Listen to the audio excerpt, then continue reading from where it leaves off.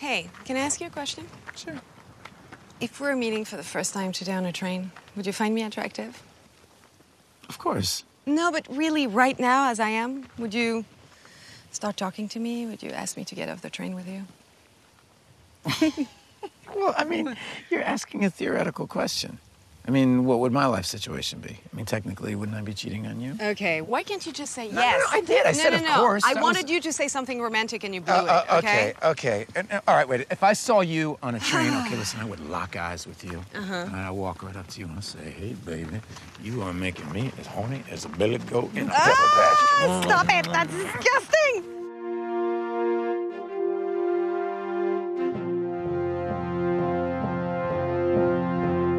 Hello there.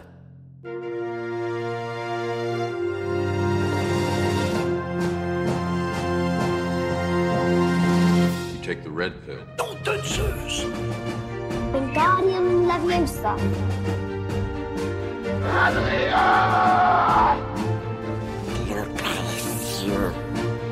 Get away from her, you bitch!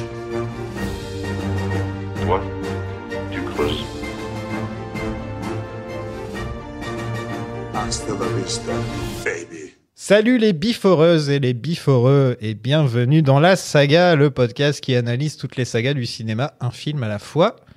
Je suis Sofiane El-Kassi et avec mes invités cette semaine, nous allons terminer la trilogie Before avec Before Midnight de Richard Linklater, sorti en 2013. Et elles viennent pour terminer le travail. Coucou Marie, coucou Océane. Salut.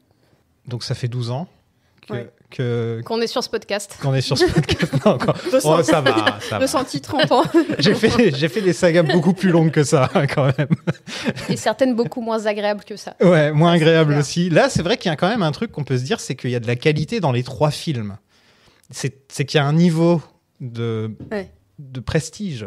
T'es content de faire ces podcasts et de regarder ces films, contrairement peut-être à d'autres sagas.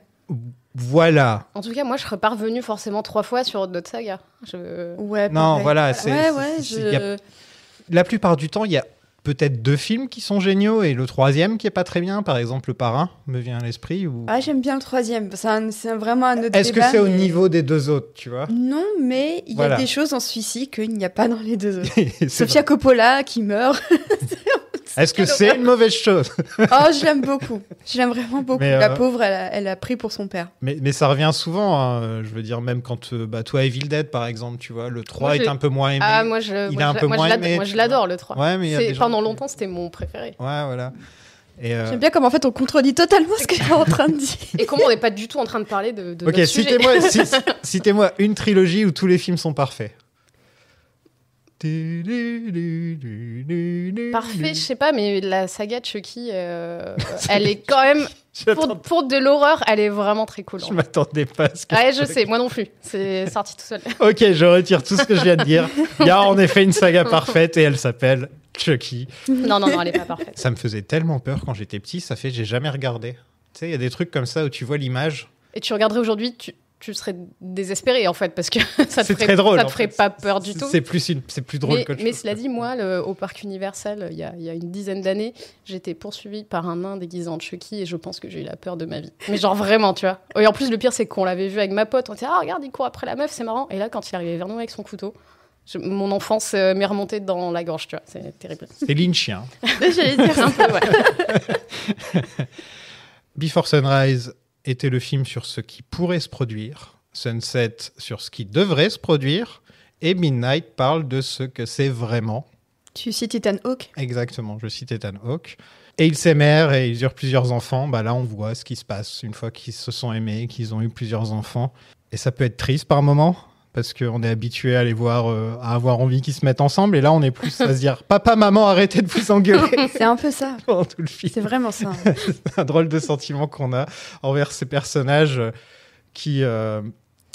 je m'approche en plus de Marie aussi, hein, on s'approche de l'âge petit à petit que, Merci que de me pour rappeler. les personnages dans Before Merci. Midnight. Effectivement. Un pied dans la tombe. Et le revoir là comme ça, maintenant que je suis vieux entre guillemets, je me suis dit ah oui c'est vrai que c'est vrai que C'est ça la vie. ça nous attend quoi. Ça va être ça quoi. La principale raison pour laquelle ils ont décidé de faire ce film, parce qu'en fait ils prévoient jamais vraiment à l'avance qu'ils vont faire un film dans 9 ans. Hein. C'est juste qu'ils se retrouvent après 7-8 ans et ils font tiens ce serait bien d'en faire un en fait. Et en fait c'est que les trois, donc Linklater, Ethan Hawke et Julie Delpy étaient tous les trois devenus parents. Et en fait, s'il y en avait un qui n'était pas parent, il ne l'aurait pas fait. Là, c'est intéressant, c'est parce que Linklater avait donc Lorelai qui l'a fait tourner dans Boyhood. Ah oui, c'est vrai, c'est la sœur dans Boyhood. Ouais, Ethan Hawke, il a Maya et je crois un autre enfant encore. Et Julie Delpy aussi. Maya et l'autre. C'est comme ça que les parents les appellent. Avec tout le respect que j'ai pour cette personne dont je ne connais pas le nom. Maya qui a vraiment pris les meilleurs traits des deux parents. Ah, c'est incroyable. La voix, même au niveau de la voix. C'est une des rares Nepo Baby que j'aime bien. Moi, je savais pas qui c'était la première fois que je l'ai vue dans un truc. J'ai fait, tiens, elle ressemble vachement. Ah, bah, c'est leur fille, d'accord. Ouais. Très bien. Elle ressemble vachement à Uma Thurman et peut-être un peu à Ethan Hawke aussi. Mais C'est après, surtout le book, en fait. Et tu apprends qu'ils ont été ensemble et tu fais, ah ouais, ok. Ouais, Ça a du sens. Et puis, c'est vrai, le book, en effet. Ça ne trompe pas. Mais oui, c'est intéressant qu'ils se soient dit, on veut être parents, comme si c'était un peu l'étape... Comment dire, c'était l'étape pour eux assez logique ouais, du couple, alors que maintenant il existe des couples sans enfants qui vivent des vies extrêmement épanouies, intéressantes. Et puis ils auraient aussi pu jouer à l'inverse, ils sont ensemble mais ils n'ont pas eu d'enfants eux, et ils ont quand même à gérer l'enfant, donc un rôle de parent et beau-parent, enfin de belle-mère, ça aurait aussi pu être quelque chose d'intéressant. Le fait de comment l'enfant s'intègre dans une famille, c'est pas mon enfant, mais il y a eu pas mal de films récemment, Les enfants des autres, ou le roman de Jim sur le parent, le beau-parent, quoi, qui a aussi un rôle intéressant et qui est beaucoup plus creusé au cinéma en ce moment. Je trouve que c'est assez intéressant, quoi. Mais c'est vrai, il y a beaucoup de choses à faire avec le concept. Je veux dire, regarde le porno. Oh putain, je m'y attendais pas. Le pire, c'est que juste avant ça, j'allais dire un truc vachement pertinent. J'ai cru que t'allais dire un truc intelligent. Et puis... J'ai eu ça qui a pris la place. Et j'ai vu la petite étincelle dans ton œil de... Je vais dire une grosse connerie.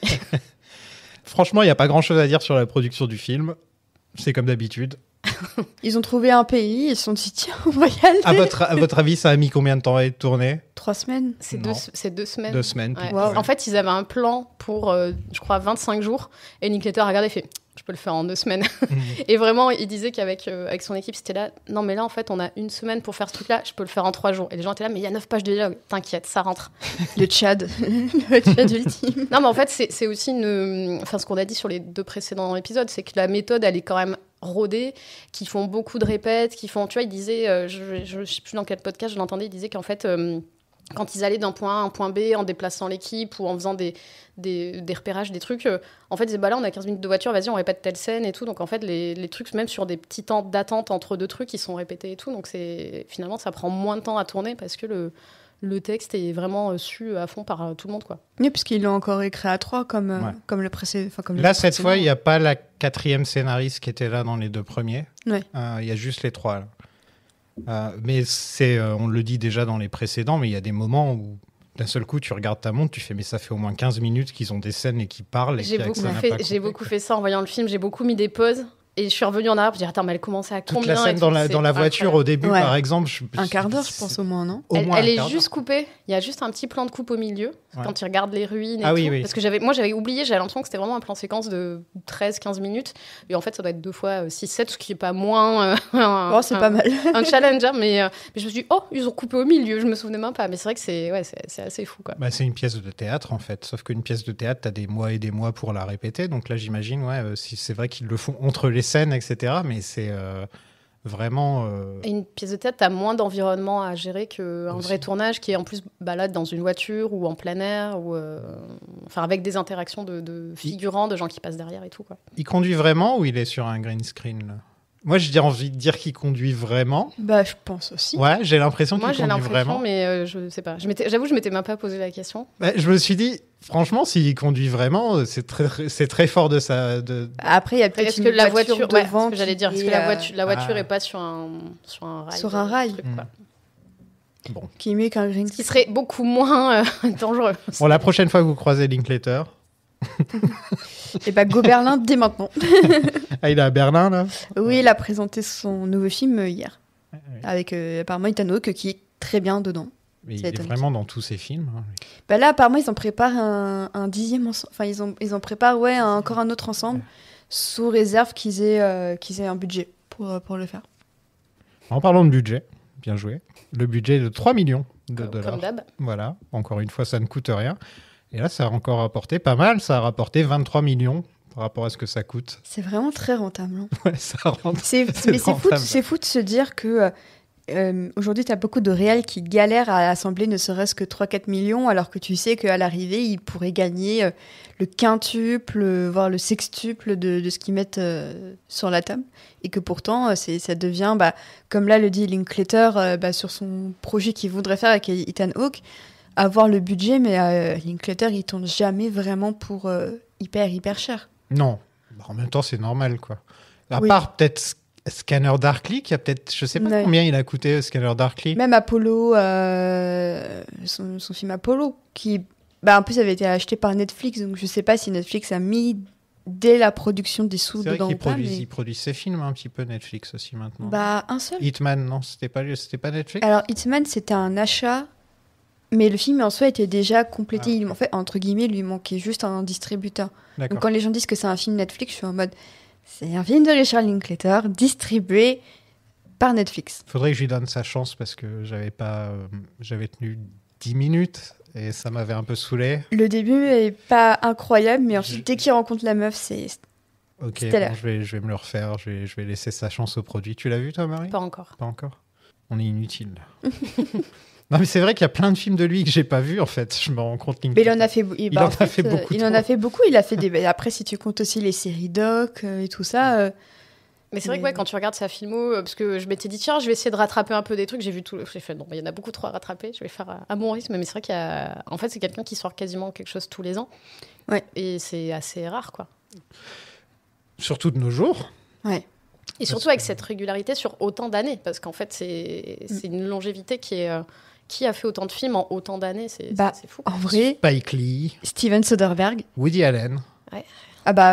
Oui, à l'époque, Adèle, il en Woody sortait Allen, un il par an. sortait un par an. Ouais. T'avais comme ça des réals, effectivement, chaque année, je pense à François Ozon aussi en France, chaque année, tu as ton film de François Ozon, enfin, c'est assez impressionnant. Et il a été nommé aux Oscars, encore une fois, pour scénario adapté. Et Julie Delpy a été nommée aux Golden Globes, quand même. Pas mal. Et pas lui, par contre. Pas lui, non. Mais à chaque fois, c'est très bizarre. Enfin, t'en as juste un des deux qui est nommé dans ce type de config avec un couple. En général, t'en as juste un seul qui est nommé sur les deux. C'est surtout que c'est étonnant parce que pour le coup, les deux rôles sont vraiment égaux. C'est vrai. Et ils se partagent vraiment. Il y a rarement des films qui ont vraiment un tel pied d'égalité sur les deux personnages. Et c'est assez étonnant que seulement l'un des deux soit nommé. Parce qu'en fait, si t'en enlèves un des deux, la scène, elle n'existe pas, le film, il n'existe pas, quoi. Ouais. J'ai envie de dire que Julie Delpy, elle a plus une palette variée dans ce film. Où elle a beaucoup plus de colère, elle pleure, elle a beaucoup plus d'émotions. Ouais. Alors que Ethan Hawke, c'est Ethan Hawke, quoi. Oui. Il est Et en même temps, plus en retenue, quoi. Mais c'est ce que son personnage lui demande en même temps. Et en même temps, pour que Julie Delpy puisse mieux exploser, il faut que quelqu'un lui donne la réplique pour pas non plus lui faire pas d'ombre, mais pour mieux la faire s'exprimer ces choses-là. Enfin, c'est aussi ça, à mon sens, la définition d'un bon acteur, c'est qu'il est capable de faire émerger des choses de ses camarades. Mais je pense que quand on parle de la trilogie Before, j'ai l'impression que c'est Julie Delpy qui ressort un petit peu comme la personne, parce qu'elle est vraiment définie par Before, alors que Linklater, elle a une carrière, hein, je sais, elle a une très bonne carrière quand même, surtout avant. Aussi nous, parce qu'on est français, qu'on a un peu ce biais-là, je pense. Ouais, c'est possible alors que je aussi. pense que dans le reste du monde, est-ce que c'est pas aussi la notion un peu de Ethan Hawke Dans le reste du monde, je pense qu'il y a quand même comme elle est vraiment connue dans le reste du monde comme la fille qui joue dans les Before. Je pense qu'elle est beaucoup plus l'image de cette trilogie que Ethan Hawke, qui lui est déjà une star et qui a déjà une grosse carrière internationale. Je serais curieuse de savoir comment les gens connaissent Ethan Hawke. Est-ce que c'est le cercle des poètes disparus? Est-ce que c'est Gattaca? Est-ce que c'est les Before aussi? Parce que mine de rien, en fait, il a beaucoup de très bons rôles. C'est Moon Knight. C'est Moon Knight. Mais Vous vous rappelez de Moon Knight? ouais, Before Moon Knight. Before Moon Knight. Before Moon Knight, joli. Training Day. Night Training Day. Ah, je pense que Training Day serait peut-être... Bah, pour notre génération millennials, oui, Ouais. très probable. Ah, et puis c'était oscarisé et tout, c'était le gros rôle Pour de Denzel, Denzel. ouais. Ouais, non, c'est vrai que je regarde un peu sa filmo. Est-ce qu'il a fait des très mauvais films? Oh oui. Il a joué Tesla. Ouais. Ok. J'apprends des trucs. Valérien. Il est dans Mais- Valérien. Mais il a un rôle un peu. Enfin, tu le vois en vrai. Oui, je crois que tu le vois. Mais vraiment, tu le vois 2 secondes, hein, je crois. Non, je vois pas. J'essaie de chercher un gros dossier là, mais j'arrive pas à en voir. Ça me Total Recall, Lequel? le remake, Ah bon, la vache. Lord of War. Bah ouais, il avait un bon rôle quand même dans Lord of War. Ouais, C'était je le m'en rappelais flic. plus. C'était le Ouais. flic qui traquait un peu Nicolas Cage. Bon voilà, c'était l'instant Ethan Hawke. Fallait bien qu'on s'attarde au moins 2 minutes sur sa carrière, histoire de dire que c'est. Il mérite Boyhood bien aussi, ça. voilà. Donc le film a 3,4 au niveau de la presse sur Allociné et 3,6 pour le public. Le C'est public pas- a mis une meilleure note à Before Midnight que la presse. Pas beaucoup, hein, mais... Par contre, sur Rotten Tomatoes, c'est 98% pour la presse et 82% pour le public. Waouh. Il y a une- Il y a un Il y a petit des gens à écart, qui là. ça a brisé le cœur. Ouais, il y a Ouais. des gens qui Je n'ont peux pas, comprendre. qui ont pas aimé, je pense. Toi, par exemple, tu m'avais dit que tu étais plus intéressé pour venir sur les 2 premiers. Ouais, que mais sur tu le vois, troisième. en fait, en le revoyant, mais comme tu dis, on a vieilli. Et tu vois, en le revoyant une dizaine d'années plus tard, je fais, ah non, en fait, je l'aime autant que les autres, en vrai, Bah maintenant. oui. Tu vois, c'est vraiment, c'est un truc que, dans le premier épisode, j'ai dit, ouais, j'ai des amis qui sont parents, qui sont machin, et en fait, j'ai beau de pas avoir d'enfants, je suis maintenant dans ce mood. Donc, c'est vraiment un truc d'âge et de génération, je pense. Et je pense aussi, c'est que quand on l'a vu à l'époque, on avait peut-être des attentes.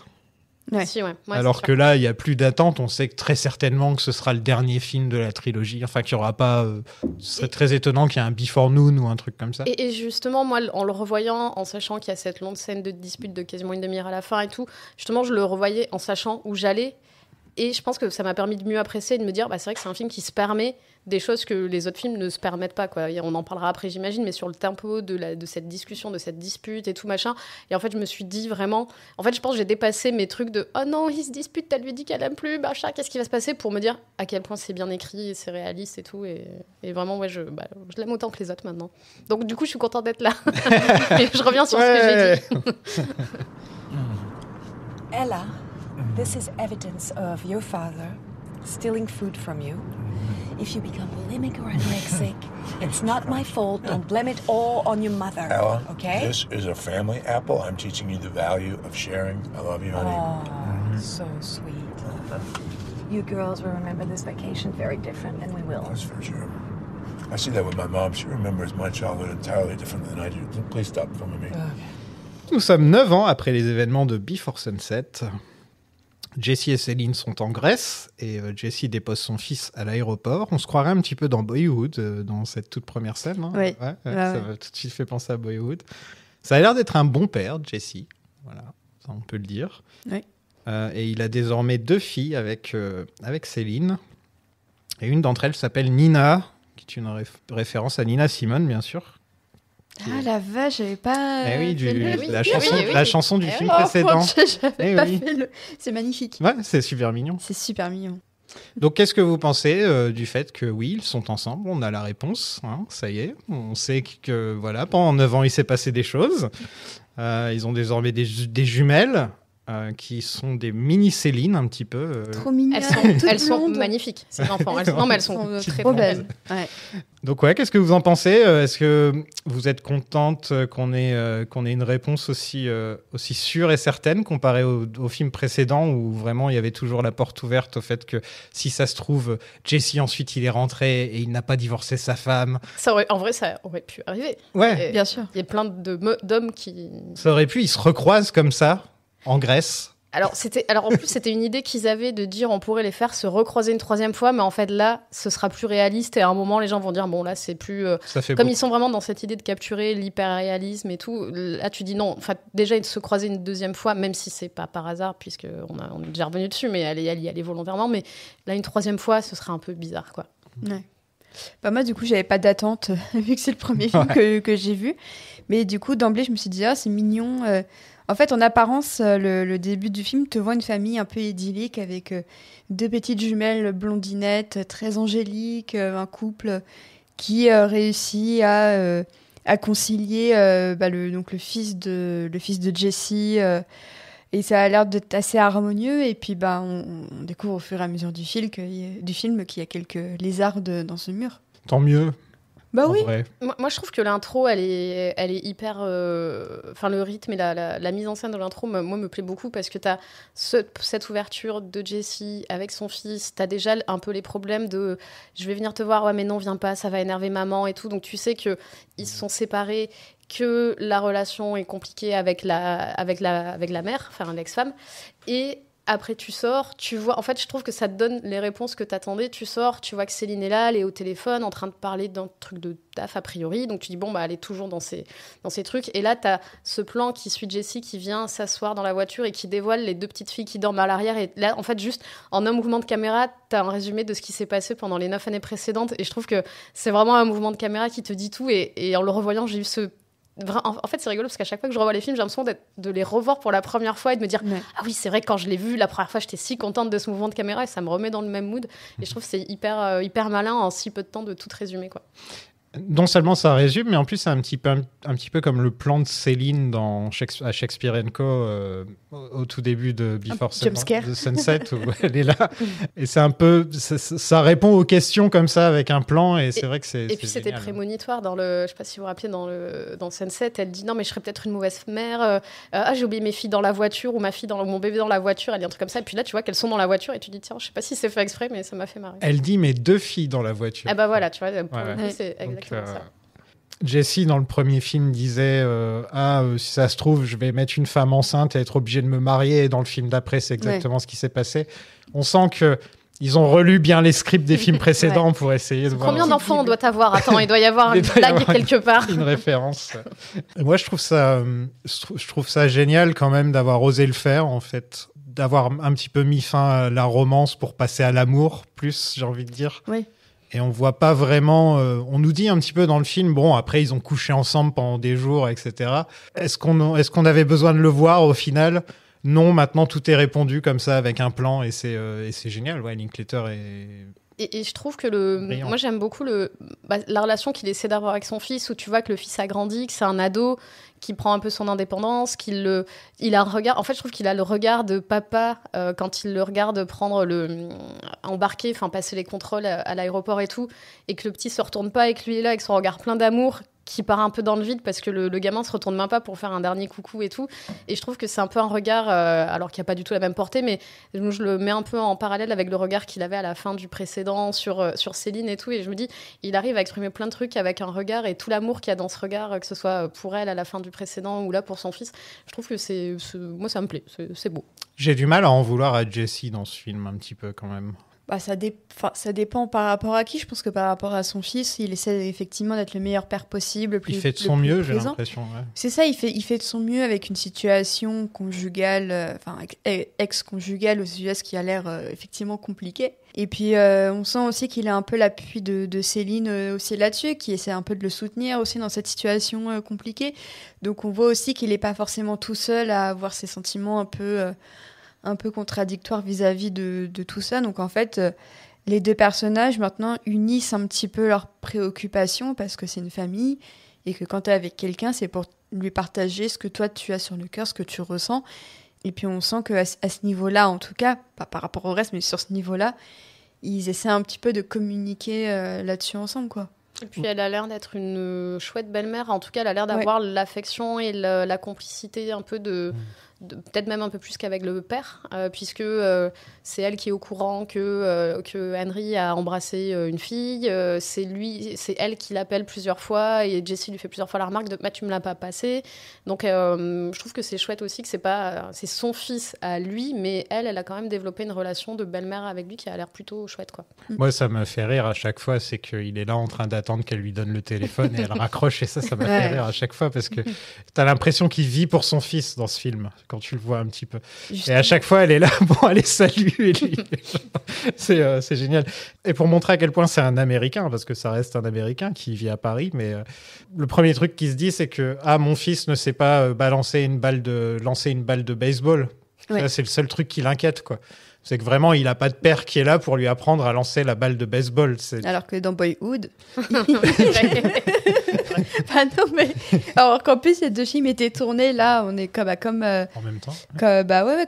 comme Sunset aussi, je pense qu'il a commencé à tourner après Boyhood. Donc en fait, les 2 et 3 ont été tournés pendant Boyhood. Donc je pense aussi qu'il y a certains détails de Boyhood qui ont nourri un petit peu les dialogues de Sunset et de Midnight. Un des gros sujets qui revient beaucoup dans les 3 films, c'est que 2 personnes peuvent avoir 2 souvenirs différents de la même chose. Et ça, on le voit pas mal de fois dans le film. C'est que même quand ils racontent leur rencontre à un moment, Ouais. ils le racontent même pas de la manière romantique que ça devrait être raconté, tel que nous, on l'a vu. Moi, je trouve ça très drôle d'avoir cette différence de trucs où même toi, quand tu les entends raconter, t'es là, bah non, Non, alors attends. que c'est pas ton histoire, mais tu veux, bah non, tu la racontes mieux. Non, attends, vous vous êtes rencontrés dans un train, vous êtes tombés amoureux, vous êtes revus à Paris. Et pour eux, c'est ouais, voilà, on s'est connus, et ensuite on s'est revus et on s'est mis ensemble. Bah, c'est ce que font 10 ans, enfin 9 ans de couple, quoi. Où nous, on est restés sur le truc idéalisé et tout, et eux, ils sont là, oui, enfin bon, c'était un mardi, quoi. Complètement. C'était un train, voilà. On est Ouais. descendu et puis voilà. C'est factuel, quoi. C'est factuel. Et après, ils l'ont peut-être aussi raconté tellement de fois qu'il y a aussi Oui, un c'est moment ça. où tu vas peut-être pas raconter à nouveau. Puis l'histoire de cette manière. t'imagines bien les proches demander tous les détails alors et tout ça, et eux le raconter Et puis, ad nauseam. Pardon, quoi. mais il y a eu 2 livres aussi dessus. Donc lui, il l'a Oui. quand même raconté dans un livre. Il n'y a et- pas eu 3 livres, même. Je crois qu'il n'a pas écrit 3 livres en tout. Bah, il a écrit plusieurs livres, mais il y a 2 livres sur elle. Enfin, sur leur histoire. Ouais. Ah, ok, ouais, c'est Il y a, ça. je crois que ça s'appelle This and That, il me semble, ou un truc Ouais. comme ça. Et où il a genre, le premier, c'est sur leur rencontre, Sur et l'autre, c'est Sunrise, sur, et l'autre, après c'est quand sur ils se Sunset, retrouvent, quoi. ouais. Qui fait signer à la nana à l'hôtel.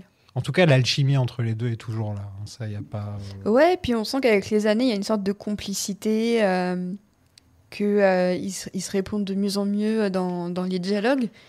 Et que par rapport aux 2 premiers, où il y avait quand même ce côté un peu, on sait pas trop ce qui va se passer, là, en fait, il y a une sorte de truc qui rend leur dialogue à la fois un peu prévisible, et en même temps, tu te dis, mais attendez, si ça devient un peu prévisible et tout ça, est-ce qu'il n'y a pas un danger qu'au bout d'un moment, ils arrêtent juste d'avoir envie de se parler? Parce que c'est littéralement le truc du couple, où, même dans les disputes, où tu sais exactement ce que l'autre va te répondre, donc toi, tu vas prendre une position parce que l'autre a habituellement cette position-là, et qu'en fait, tu as une mécanique qui est en général bien huilée, même dans les disputes, et surtout dans les disputes. You know what his main concerns in life are? What? Pimples and how girls perceive him. The apple doesn't fall far from the tree, I guess. Maybe I'm not like that. Oh, please. What? That's all you think about? What? Women. Oh. I mean, I'm not complaining. I'm getting a lot of attention. But you never stop ogling girls like... I don't ogle girls. Like you think I I- don't ogle girls. I make love to them with my eyes. Oh, wow. I like the Spanish guy. Or is it Greek? I don't know where I'm from, but I'm very hairy. Donc il y a le fameux plan en voiture. Tu disais c'est 7 minutes et 7 minutes à peu près ou À un peu truc près, comme ça. ouais, je pensais 6-7 minutes à chaque fois. Donc elle n'a pas vraiment changé, elle bosse toujours dans l'écologie, elle est toujours française. Voilà. Lui, il est Bravo. toujours écrivain, il est toujours américain. Bravo aussi. Citation. Moi, je trouve que je les aime beaucoup ces scènes parce que en les revoyant là, bon, déjà, je me dis c'est long, tout est nickel et tout. Et surtout, je me dis, il y a les 2 petites derrière qui dorment, dont une qu'on voit tout le temps entre les deux. Donc déjà, c'est très symbolique et tout de voir les enfants et tout. Puis elles dorment Surtout, bien. hein. je me dis, non, mais en fait, je me dis, en vrai, elles sont petites. Même si c'est des actrices et tout, elles n'ont pas dû jouer dans 10 000 trucs. Et c'est des petites filles. Et celle qu'on voit tout le temps, bah, en fait, je me dis, elle peut vraiment faire rater la scène. Et si elle ouvre les yeux à la 6e minute ou qu'elle rigole ou je sais pas quoi, faut refaire la scène. Et je me dis, bah, en fait, même ça, c'est quand même un peu millimétré sur la petite fille fait semblant de dormir, tu te retournes, tu tu bailles un peu, tu te réveilles, mais en fait, non. Et je me dis, c'est marrant, quoi. Même, en tout cas, une des deux est impliquée dans la scène, quoi. C'est pour ça qu'il faut droguer les enfants. Je pense C'est que c'était ça. exactement- Qu'est-ce qu'il y avait dans cette pomme? Qu'est-ce qu'il y avait dans cette- Donc il continue à écrire ses livres. Et cette fois, il y a des personnages dans ce film. Ouais, c'est fou. Ouais. C'est l'inverse de ce qu'on disait sur le précédent. Sur le précédent, il n'y en a vraiment aucun. Ouais. C'est logique aussi. Peut-être au début, les journalistes qui posent des questions. Mais sinon, il y en a aucun. Alors que là, moi, d'ailleurs, il y a toute cette scène avec les Grecs, etc. Les Grecs, et il y a une Française qui est là aussi. Ariane Labed.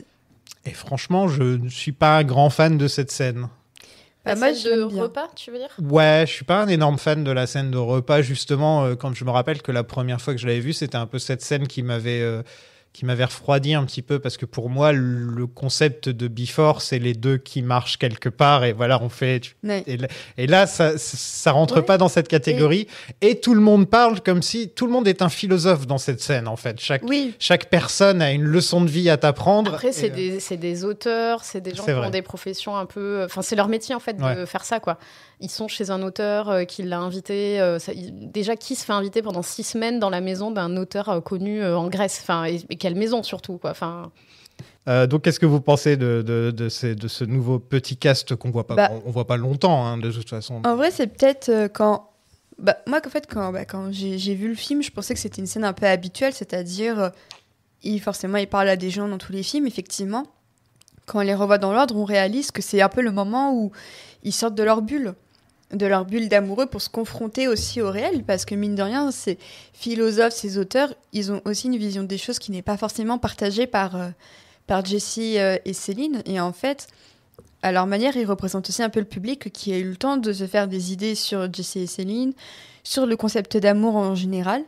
Donc je pense que c'est effectivement la scène, je pense, qui montre que le film ne sera pas comme les deux autres. C'est Linklater qui te dit, alors attention, ne t'attends pas à ce que ce soit le même rythme, la même structure que les deux autres. Mais moi, j'aime bien cette parenthèse, parce qu'en fait, ça reste quand même, je trouve, hyper bien écrit, hyper bien joué, et qu'il y a aussi ce moment très... un peu de la poésie, un peu de techno, c'est le moment où il dit, moi, ma copine, elle est à distance et on s'endort avec Skype allumé, quoi. Et tu te dis, en fait, c'est un peu la confrontation entre les nouvelles générations qui expérimentent l'amour et Jessie et Céline qui ont quasiment presque 20 ans de ça derrière eux. Donc, en fait, c'est le moment où tu réalises que, eux, à l'époque, ils étaient très jeunes, très insouciants. Et en fait, il y a une nouvelle génération avec de nouveaux usages aussi de l'amour. Et que c'est là que tu te regardes un peu dans le miroir en te disant, mais... Du coup, ça vaut quoi ce que je dis en tant que personne un petit peu plus âgée, un peu moins au fait de tout ça? On n'imagine pas Jessie et Céline s'endormir avec Skype ouvert quand ils sont de l'autre côté du monde chacun. Non, mais ça se trouve, leur relation n'aurait pas fonctionné s'ils avaient eu Skype, justement. Je suis d'accord. Ouais. On Ouais, peut se poser la question, est-ce que le fait d'être connecté à la personne tous les jours comme ça, de la contacter, est-ce qu'au final, ça fait que 9 ans plus tard, tu aurais encore envie de passer du temps avec cette personne autant que l'image qui s'était faite juste en 24 heures comme ça? Ah oui, c'est sûr. Et puis cette nouvelle génération-là, ce jeune couple dont tu parles, tu vois, ils ont une vision très pragmatique de l'amour. Tu vois, là, elle dit, ouais, on sait très bien que on fera pas notre vie ensemble. Enfin, tu vois, c'est un truc très terre à terre. Et moi, j'aime bien en fait cette confrontation de différentes visions de l'amour, du couple et tout, où il y a donc des jeunes qui ont ce truc très terre à terre, et même Jessie et Céline, en fait, qui racontent leur histoire littéralement en 30 secondes, comme on le disait tout à l'heure, et tu te dis, en fait, même eux, ils en sont revenus, façon de parler, mais en fait, ce qui pour nous était exceptionnel, parce que ces deux films à 9 ans d'écart, etc., machin, pour eux, en fait, c'est devenu leur vraie vie, et en fait, ils ont vécu tellement d'autres choses depuis que nous, on n'a pas vu, mais j'imagine que le divorce, c'est une énorme décision pour lui et pour elle aussi, le fait d'être séparé de son fils, d'avoir eu 2 enfants, d'avoir eu différents succès professionnels, lui, d'avoir écrit plusieurs livres et de les avoir sortis, d'être en tournée. Enfin, il s'est passé tellement de choses dans leur vie qu'au final, leur rencontre et ce que nous, on a vu dans les 2 films, qui étaient au final une nuit et une matinée et littéralement un truc en temps réel qui dure 1 heure et quelques. En fait, ce que nous, on a vu, c'était un minuscule moment suspendu dans leur vie, mais eux, 9 ans et 18 ans plus tard, en fait, c'est un souvenir, quoi. Et en fait, c'est un peu normal de pas juste se souvenir de ce qui s'est passé il y a 18 ans, parce que sinon, je trouve que ça aurait été assez inquiétant qu'ils se reposent un petit peu sur ça, parce qu'il y a aussi le fait de notre rencontre est tellement exceptionnelle que toute notre relation va être magique. Et en fait, comme beaucoup de rencontres de ce qu'on appelle des meet cute, en fait, au bout d'un moment, c'est bien, le début est cool, mais après, c'est que le début. Et c'est après que ça devient plus dur. Cette phrase dans Mad Men de Faye qui dit à Don, j'espère que ta prochaine femme saura que tu n'aimes que le début des choses et non pas les fins. Ouais. Et j'aime bien ce que dit moi la vieille dame là, dont j'ai oublié le prénom, mais où elle parle elle, de son défunt mari et qu'elle dit que elle l'oublie un peu, que tous les jours elle se force un peu à y penser, enfin qu'elle dit qu'il l'accompagne et elle se dit là il m'aurait dit ça, mais elle dit quand je pense à lui, j'arrive plus à me rappeler exactement de son visage et que je me concentre pour parfois j'arrive à avoir l'image. Et puis hop, il disparaît aussitôt, il s'évapore et tout. Et du coup, après, il trinque à notre passage sur Terre, machin, parce qu'elle dit on est juste passing through, je crois qu'ils disent. Et je trouve que c'est aussi beau de se dire, bah, tu vois, en fait, c'est des gens qui sont tous à différents moments de leur amour. Et en fait, bah, nous, on aurait aussi pu avoir le before de cette dame-là sur la rencontre, sur sa vie. On aurait pu avoir la rencontre des plus jeunes et puis de savoir ce qu'ils vont devenir dans 10 ans. Ça se trouve, ils se parlent plus. Enfin, et je trouve que c'est un peu intéressant d'avoir cet instantané-là de ce que pensent ces gens-là à ce moment-là, chacun de leur vie. Et surtout, moi, ce que j'aime avec cette scène, c'est qu'elle te rappelle que le film est en Grèce. La Grèce, c'est tellement un terreau d'histoire, de romances tragiques, interdites.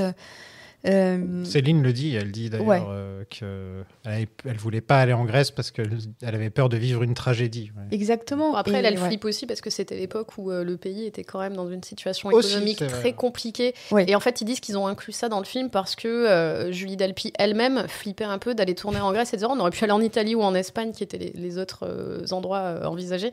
Et elle flippait un peu se dire ça se trouve on va être coincé au milieu d'une révolution parce que le pays était dans une galère financière incroyable tenu dans un étau par l'Europe, quoi. J'ai parfois l'impression qu'ils ont dit ok Julie, dis ce que tu veux devant la caméra, parce qu'il y a vraiment beaucoup de Julie Delpy surtout dans ce film-là, j'ai l'impression où un peu tous ces névroses, elle les a un peu mises dans ce film-là, quoi.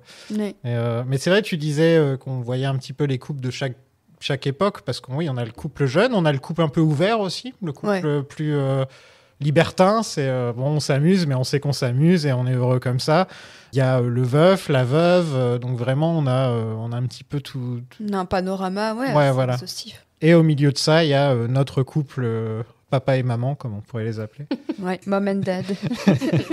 Puis il y a aussi le fait qu'on parle beaucoup de ruines dans le film et que quand il roule et qu'il voit voilà, dès le début, ça t'annonce un petit peu la couleur, je trouve. Voilà, c'est bon, on est dans les ruines de notre couple, on va voir si on s'en sort ou pas. Et en fait, c'est juste un petit élément qui crée que c'est le petit domino qui tombe et ensuite tous les autres tombent avec, quoi. Ouais. Ah oui, elle dit aussi que donc leur rencontre n'était pas si romantique que ça parce à cause du divorce, quoi. Et que la première fois qu'ils sont couchés sans capote, ils ont eu des jumelles. Voilà. C'est incroyable. C'est la divine conception. Elle joue la bimbo aussi, elle le fait très très bien. Oh là là, j'aime trop cette scène. Et donc on apparaît, on disparaît, on est de passage. Ça fonctionne très bien avec tout ce que la trilogie veut raconter au final. Tout ce que la dame dit, donc la veuve l'a dit, on pourrait prendre ça et dire voilà, c'est un peu le résumé de... C'est-à-dire que tout repose sur nos souvenirs beaucoup dans la trilogie Before. Tout est basé sur le souvenir, en fait, quoi. Ouais, et puis j'imagine aussi que pour Jesse, écrire les livres, c'est une manière pour lui de garder une trace écrite de cet amour, ce qui est un geste extrêmement romantique. C'est un romantique, Jesse. C'est un romantique, et finalement, moi j'aime bien l'idée qu'il ait continué à écrire sur elle, c'est un peu sa muse, pour rester un petit peu dans le thème de la Grèce, c'est que Céline est effectivement devenue un peu sa muse, et leur histoire a réussi à toucher beaucoup de gens dans le monde. On parlait de la dame à l'accueil de l'hôtel qui lui fait signer le livre, et qui demande aussi à Céline de le signer, parce que ils peuvent pas, il n'y a pas que Jessie dans cette histoire, il y a aussi Céline. Et donc même si elle le signe un peu à contre-cœur, mais en fait elle est partie intégrante du succès de Jessie. J'aime bien ce qu'elle dit quand il parle des livres, je crois que c'est au moment où ils sont dans la maison, où elle dit mais il y a quand même des livres sur toi. Elle dit si vous voulez savoir ce que c'est de coucher avec moi, lisez les livres, quoi. Et ça me fait rire parce que on en parlait l'autre fois en se disant c'est quand même un gros truc surtout à l'époque où ils se connaissent, enfin ils se sont pas revus et où elle a lu le livre et tout. Mais même là, je trouve que c'est un peu dur aussi d'avoir ta vie et ton intimité dévoilée, des moments comme ça qui sont censés être qu'à toi et à l'autre personne, qui sont autant dévoilés littéralement au monde en fait, et à qui veut bien les lire. Ouais. Oui, parce qu'en plus, il doit bien préciser dans ses romans, c'est la française. Et moi, je comprends vraiment qu'elle elle est blonde, elle a les yeux bleus. Qu'elle a pas envie de le signer, parce que c'est pas un livre qu'elle a écrit. C'est un peu cringe, quoi. Mais voilà, et puis le fait que ce soit une femme qui demande, même si il n'y a pas du tout de séduction entre eux, que même elle directement a dit mais mon mari adore aussi. Enfin, il y a pas. Mais, Oui, c'est ça. mais je comprends qu'elle ait ce truc de gna gna gna avec tes groupies, avec tes fans, et que ça la saoule un peu. Je trouve sa position, elle est pas facile Mais- à côté de ça. Mais après, bon, est-ce qu'il a vraiment écrit un deuxième bouquin alors qu'ils étaient ensemble sans trop lui dire, ou est-ce qu'il l'a quand même un chouïa prévenu?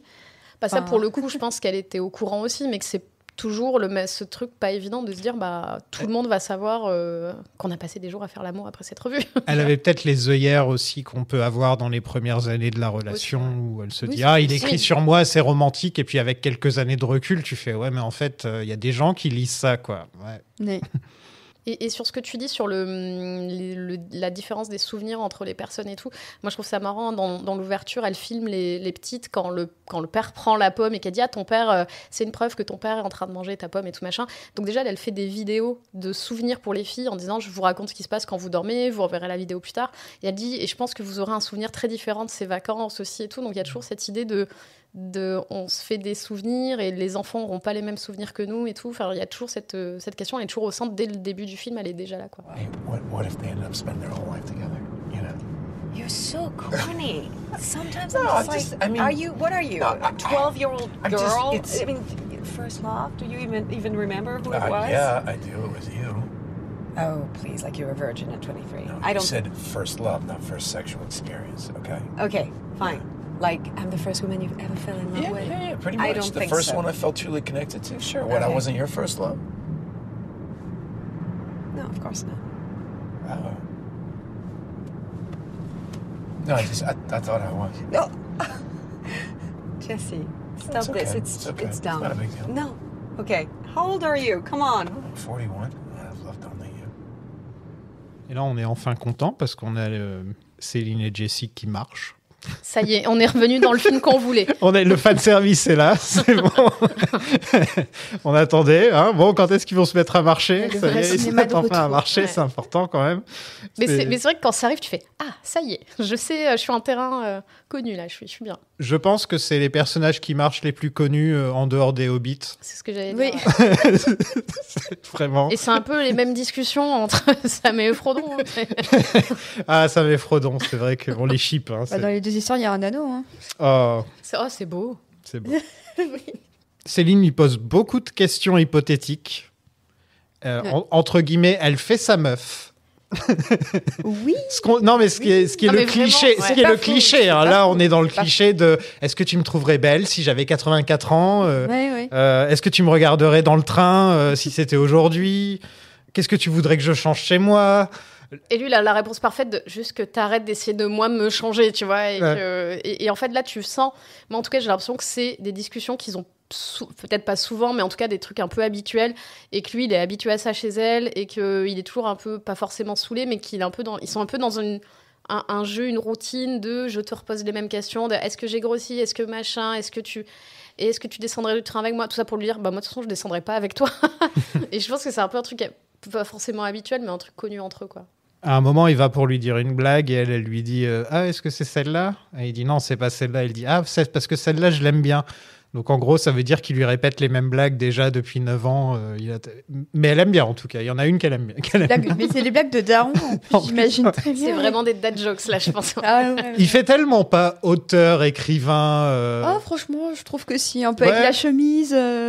Il fait tellement, je sais pas, il fait tellement mec que tu pourrais voir dans un dive bar en train de regarder un match de basket ou un truc comme ça. Il a pas Tu peux vraiment. être auteur. Ouais, bien sûr.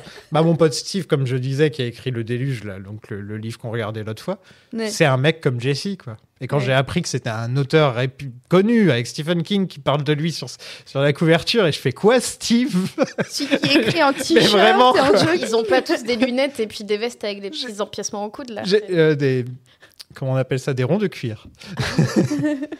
J'aurais un prix un mot aujourd'hui.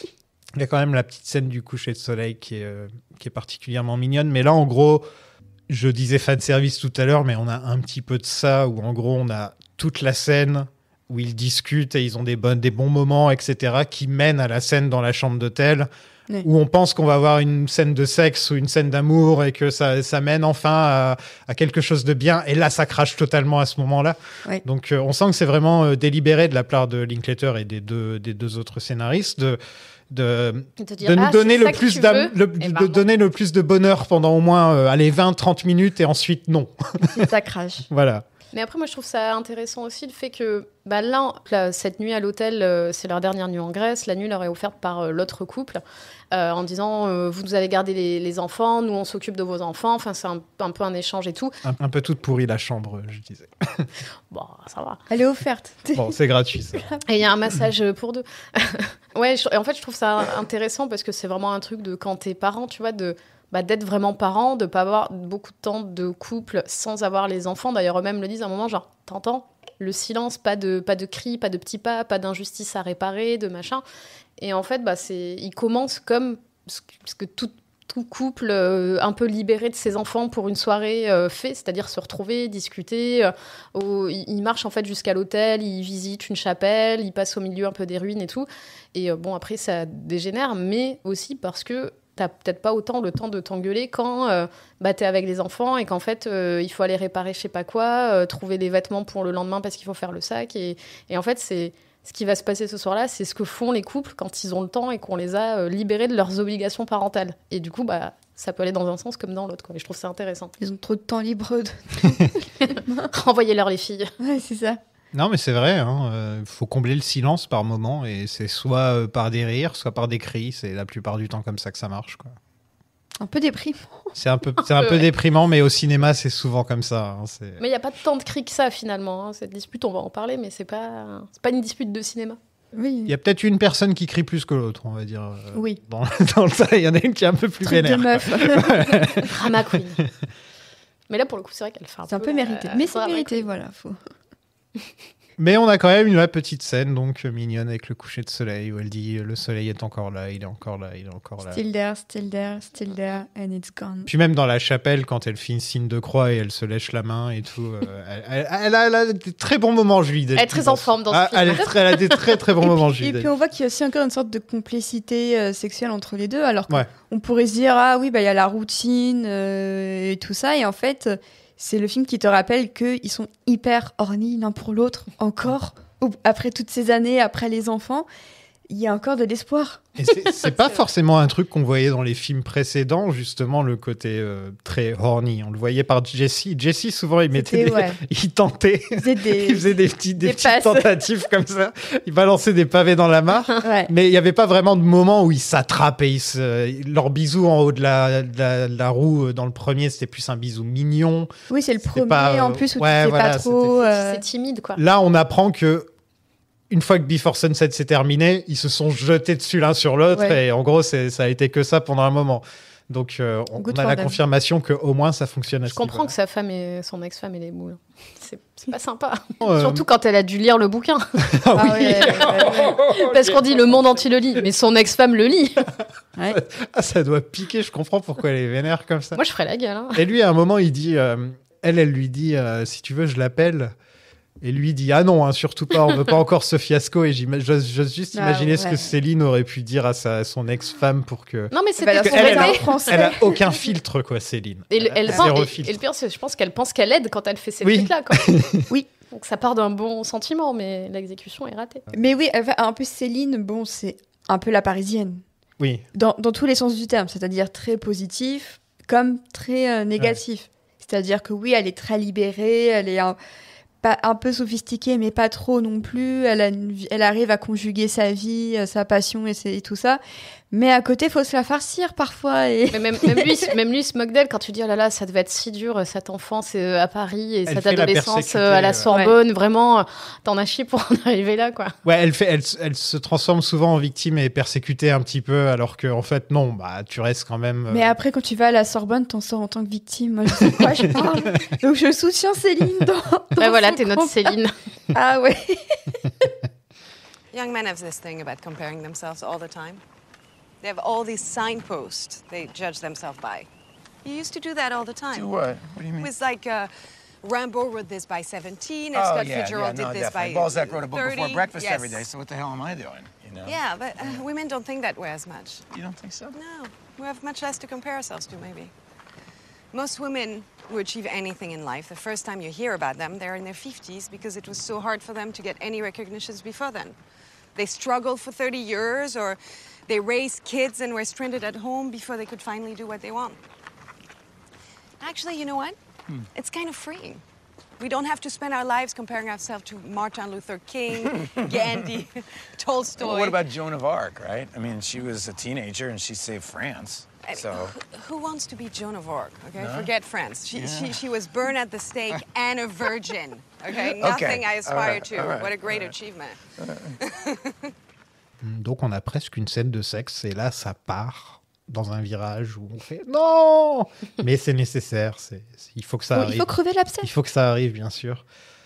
Il y a quand même Céline qui... Tout ça, ça commence parce que Céline lui passe pas le téléphone quand elle est au téléphone avec son fils. Hein. C'est à ce moment-là qu'ils commencent un petit peu à... Ils sont en train... Elle a les seins à l'air, ils sont déjà à 2 doigts d'y aller, et là, il y a le téléphone qui sonne, et c'est le moment où le sujet arrive. Le fil rouge, le fils, quoi. Le fils, voilà, c'est le gros sujet de l'engueulade. On voit les premiers iPhones, d'ailleurs, c'est un peu comme Boyhood, où Boyhood, il fait des gros plans sur la Game Boy, sur les objets comme ça. Et ben là, il y a un moment où il y a un gros plan sur l'iPhone et je me suis dit, Linklater a fait exprès ou quoi? Il est au courant des objets qu'on utilise et que dans 10, 20 ans, on va les regarder en se disant, ah, ça, c'était la belle époque. C'est vintage. Elle refuse absolument d'aller à Chicago, alors que la question n'a même pas encore été abordée, en fait. C'est ça le truc qu'il y a avec Céline, c'est que elle a un peu 2 coups d'avance sur l'embrouille. C'est que c'est elle qui est déjà au courant de ce que l'embrouille va donner, sur quoi elle va tourner. Elle a raison, en fait, au final. Hein, c'est que c'est vrai, hein, l'embrouille est autour de ça, mais Jessie aurait pu tourner autour du pot pendant encore 6 mois, 1 an avant de dire quelque chose, alors que elle, dès que le sujet commence à arriver dans son cerveau, elle dit faut qu'on s'engueule tout de suite. Oui, c'est ça, c'est qu'elle prend, en fait, elle prend les devants parce que Jessie, qui a l'air d'être un très bon papa et tout ça, en fait, il se retrouve à faire preuve d'un peu de lâcheté en lui disant pas ce qu'il a dans la tête, alors que c'est censé être un peu un accord tacite entre eux, de se dire qu'est-ce qui va pas et comment on peut... Enfin, moi, j'ai déjà eu ce type d'engueulade avec mon copain parce que je lui disais pas ce qui n'allait pas, parce que je sais pas trop lui dire. C'est à la fois quelque chose d'assez compréhensible. Parfois, il y a des moments où, sur certains sujets, tu n'oses pas forcément en parler à la personne. Tu sais que ça va créer des tensions et parfois, tu veux retarder un peu l'échéance aussi. Mais en fait, tu peux pas la retarder éternellement. Et un pansement, parfois, tu peux pas le retirer millimètre par millimètre, mais il faut l'arracher d'un seul coup. Ça, Céline, elle arrache. Ah oui. Mais après, je pense que c'est aussi des discussions qu'ils ont déjà eues. Oui. Parce qu'elle lui dit non, mais de toute façon, parce qu'après, tu dis c'est un très bon papa, et j'ai l'impression aussi, mais c'est aussi facile d'être le très bon papa quand tu n'as l'enfant que aux vacances et un week-end sur 2, parce qu'elle lui dit on va pas déménager à Chicago pour l'avoir un week-end sur 2, parce que l'accord de garde est comme ça, et que en gros tout s'est réglé au tribunal et qu'il pourra pas avoir plus de son ex-femme que ce que le tribunal lui laissera en fait. Et elle lui dit, parce que visiblement c'est une discussion qu'ils ont à chaque fois qu'ils ramènent l'enfant chez sa mère, ou en tout cas à l'aéroport et tout, elle lui dit mais à chaque fois que tu le ramènes à l'aéroport t'es comme ça, et puis après ça te passe un peu aussi. Et ce qui est normal aussi, c'est que là ils ont dû passer, je sais pas s'il a fait les 6 semaines avec eux ou quoi, ou s'il a même fait tout l'été peut-être avec eux à Paris, enfin en tout cas ils ont passé un long moment ensemble. Et c'est normal qu'il soit déprimé et qu'il soit en train de se dire mais il faut que je change ça parce que je suis en train de rater un truc. Surtout que là, il est, comme je disais tout à l'heure, un peu un moment charnière où l'enfant devient un ado et où il se rend compte, déjà comme tout parent, même qui vit avec son enfant, il y a un moment où tu dis là, il a plus besoin de moi, il prend le métro tout seul, là, il prend l'avion tout seul. Et je pense qu'elle le voit à chaque fois, à chaque vacances ou à chaque période comme ça, reprendre un peu conscience de ce truc-là et repartir dans des trucs un peu extrêmes, de dire on va faire déménager toute la famille à Chicago. Le film commence sur une offre d'emploi qu'elle a eue, qu'elle a au début pas envie d'accepter parce que c'est pour le gouvernement ou je sais pas quoi, et au final elle lui dit, elle part dans l'autre extrême en disant non mais voilà, toi tu pars dans l'extrême en voulant habiter à Chicago, moi on me propose mon job de rêve et du coup je vais devoir tout renoncer à tout pour toi, et du coup ça part direct en disant mais il y a 2 heures tu voulais pas l'accepter parce que tu disais que c'était horrible, que tu voulais pas bosser pour ce mec là, mais maintenant c'est ton job de rêve. En fait le truc escalade assez vite quoi. On parle même pas des jumelles dans cette histoire. Pas tant que ça. Il y a un moment. On parle beaucoup du fils, mais on les voit très peu, parce qu'elle pose donc pas si de lui problème. Si lui partait vivre à Chicago, il verrait plus ses filles. Oui, et puis en plus. Là, l'idée, c'est de vivre tous à Chicago. Lui, il envisage pas d'y aller sans Céline et sans les filles. Et sachant que Céline lui reproche de pas aider à préparer le sac des filles, que parfois les petites fées qui font tout, les petites fées qui font tout, que c'est magique, tout est magique, le sac est préparé, c'est magique. Donc elle lui reproche aussi un peu ce qu'on appelle maintenant la charge mentale. Et qui est déjà, il y a déjà un petit truc qui prédit ça dans la discussion qu'ils ont, où elle l'appelle, comment elle l'appelle, Captain Clean ou je sais plus quoi là dans la voiture. Enfin, elle se fout un peu de lui en lui disant ouais, je passe toujours derrière toi et tout machin. Et là, tout sort pendant le truc en disant non mais en fait si c'est toi qui t'occupais des filles, elles auraient que des sous-vêtements sales et une paire de chaussettes dans leur valise et lui répond tu t'es une super maman, tu t'occupes bien de nous. Et en fait, elle, ça la saoule parce qu'elle voulait pas être ça et qu'elle elle se rend compte qu'elle est ça. Mais en même temps, je pense qu'elle aime aussi faire ça, tu vois, quand elle parle. Elle l'est naturellement, quoi. Ouais. Mais qu'en fait, elle se rend compte qu'en étant ça, elle passe à côté d'autres trucs quand elle lui dit oui, mais parce qu'il lui fait le reproche de c'est moi qui m'occupe des filles parce que toi tu rentres tard le soir. Elle lui dit oui mais par contre moi tous les soirs à 18h30 je suis là quand t'es en book tour, quand t'es en tournée, quand t'es en dédicace, en machin et en fait on voit qu'il y a une répartition et que chacun en plus a sa vision de moi je m'occupe au quotidien des filles, oui mais moi quand t'es pas là je me retrouve toute seule. Elle lui ressort des trucs de moi j'étais toute seule à Paris avec les filles, l'accouchement était difficile, elle dormait pas, j'étais obligée de partir à Pigalle avec ma poussette, ma double poussette machin dans les rues à 2 doigts de me faire violer. Enfin vraiment elle part dans les elle est un peu borderline sur les bords, hein, je sais pas dans quel coin ils vivent à Paris, mais pour être près de Pigalle elle a un petit côté borderline. Julie Delpy en général, où tu sais jamais trop ce qu'elle va dire là, dès qu'elle ouvre la bouche un petit peu. Surtout là, dans la dispute, tout part, tout est exacerbé et elle exagère tout. Elle est très marseillaise, on va dire. C'est la plus la marseillaise des Parisiennes. Mais en même temps, c'est une vraie souffrance. Et je pense que ce film a quand même été un peu cathartique pour plein de mamans. Oui, parce que tu te sens, j'imagine, représentée ou des trucs où tu dis, bah, en fait, c'est pas juste moi qui ressens ça, c'est un vrai truc, quoi. Ouais, et puis en fait, je pense qu'il y a beaucoup de mamans qui, pareil, ont vécu une rencontre de rêve, enfin une belle rencontre avec leur conjoint, qu'ensuite, bah, il y a eu les enfants et tout ça, et que tu te réveilles à 40 piges et tu réalises que tu voulais pas être le cliché de la nana qui voulait être mieux que les autres en continuant à avoir une vie saine avec d'un côté la parentalité et de l'autre ses propres rêves à soi, ces petites passions individuelles à côté qui font que tu es un être humain et pas juste une maman.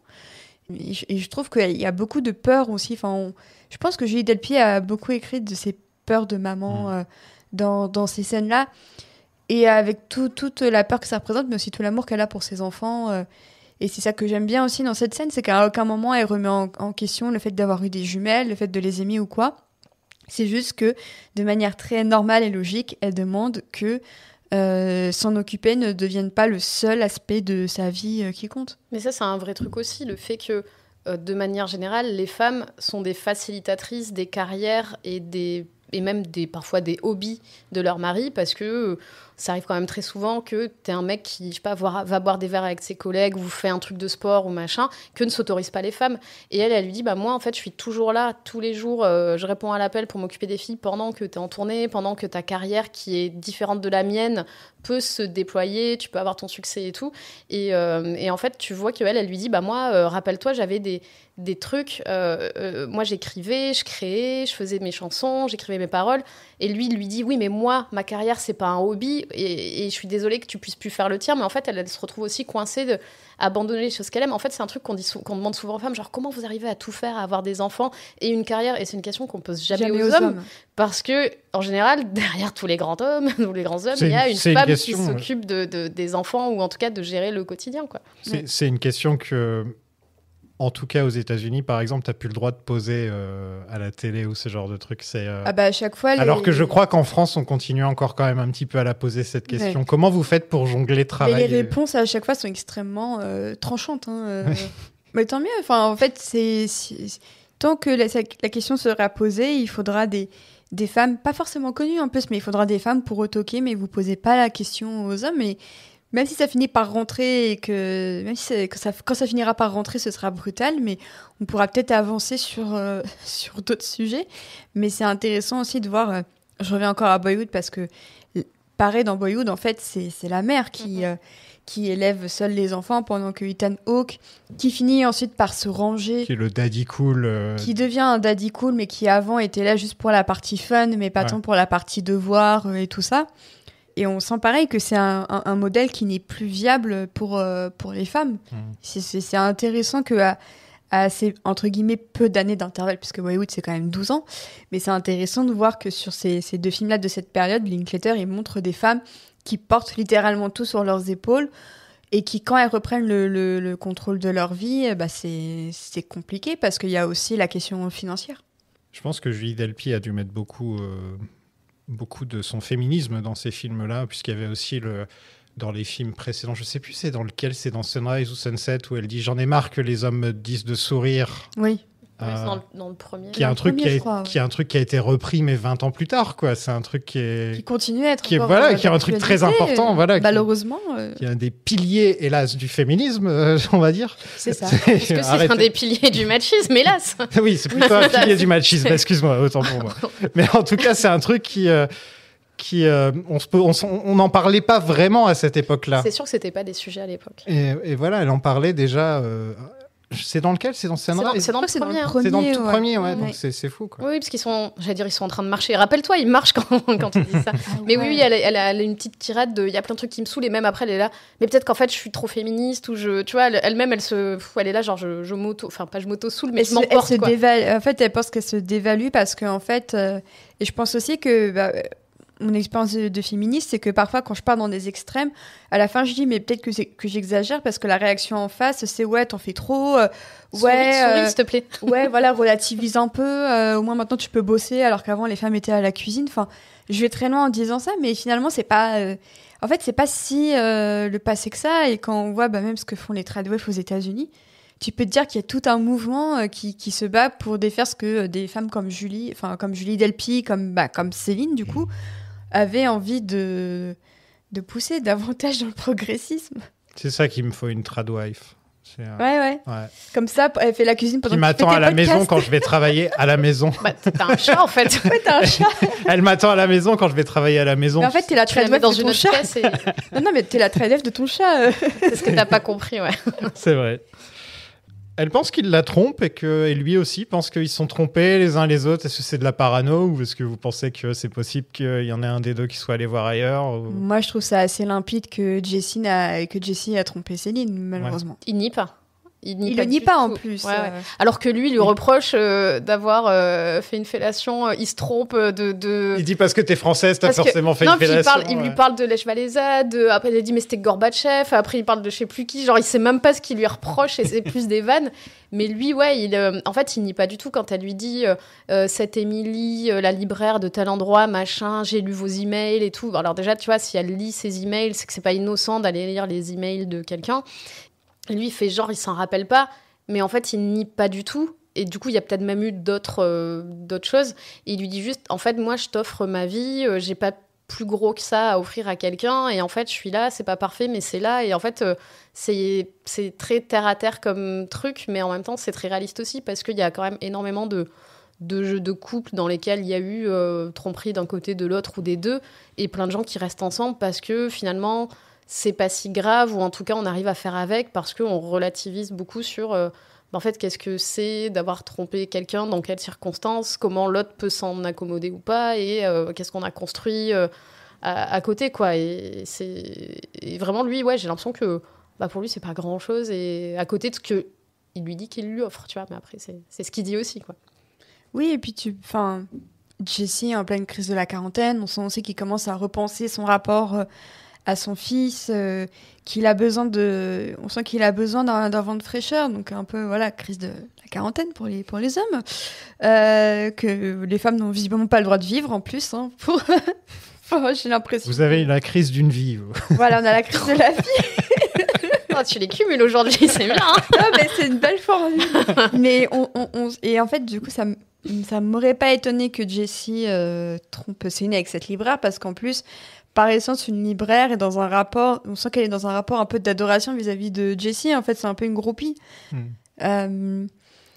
Clairement, ce serait pas étonnant qu'il ait cédé à une groupie, en fait. Enfin... Quand il y a eu le début du film, il y a un moment où tous les mecs matent la française là, qui passe en bikini. Et je me suis dit, ça se trouve, parce que j'avais oublié un petit peu ce qui se passe dans le film, je me suis dit, ça se trouve, il a couché avec elle avant le film, et ça va être un des sujets du film, c'est le fait que...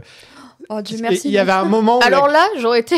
Non. Il y avait un moment où non. comme la caméra s'attardait un petit peu sur ce moment-là, je me suis dit ça se trouve ça va être ça le truc parce que je savais qu'ils s'engueulaient mais je savais plus pourquoi. En fait. Après c'est peut-être du fort. Non, ils ont une bonne raison de s'en. En fait, c'est ça le truc, c'est que leur engueulade ne tourne pas autour d'une tromperie ou de quoi que ce soit, ça tourne autour d'un vrai sujet que tu peux pas. C'est un mur, quoi. Tu peux pas le contourner. Il faut. Voilà, c'est. Faut y aller avec un temps. C'est tout. Voilà. C'est pour ça que tout à l'heure, je disais que on dirait pas une dispute de cinéma, parce que souvent, déjà, tu as du montage, tu fais pas. La dispute, elle fait quasiment une demi-heure, en fait. 28 minutes, ouais. C'est quand même très long. Et souvent, tu as des scènes de dispute avec des gens qui vont crier, qui vont casser des choses, qui vont taper dans un mur parce que c'est comme ça qu'on s'énerve au cinéma.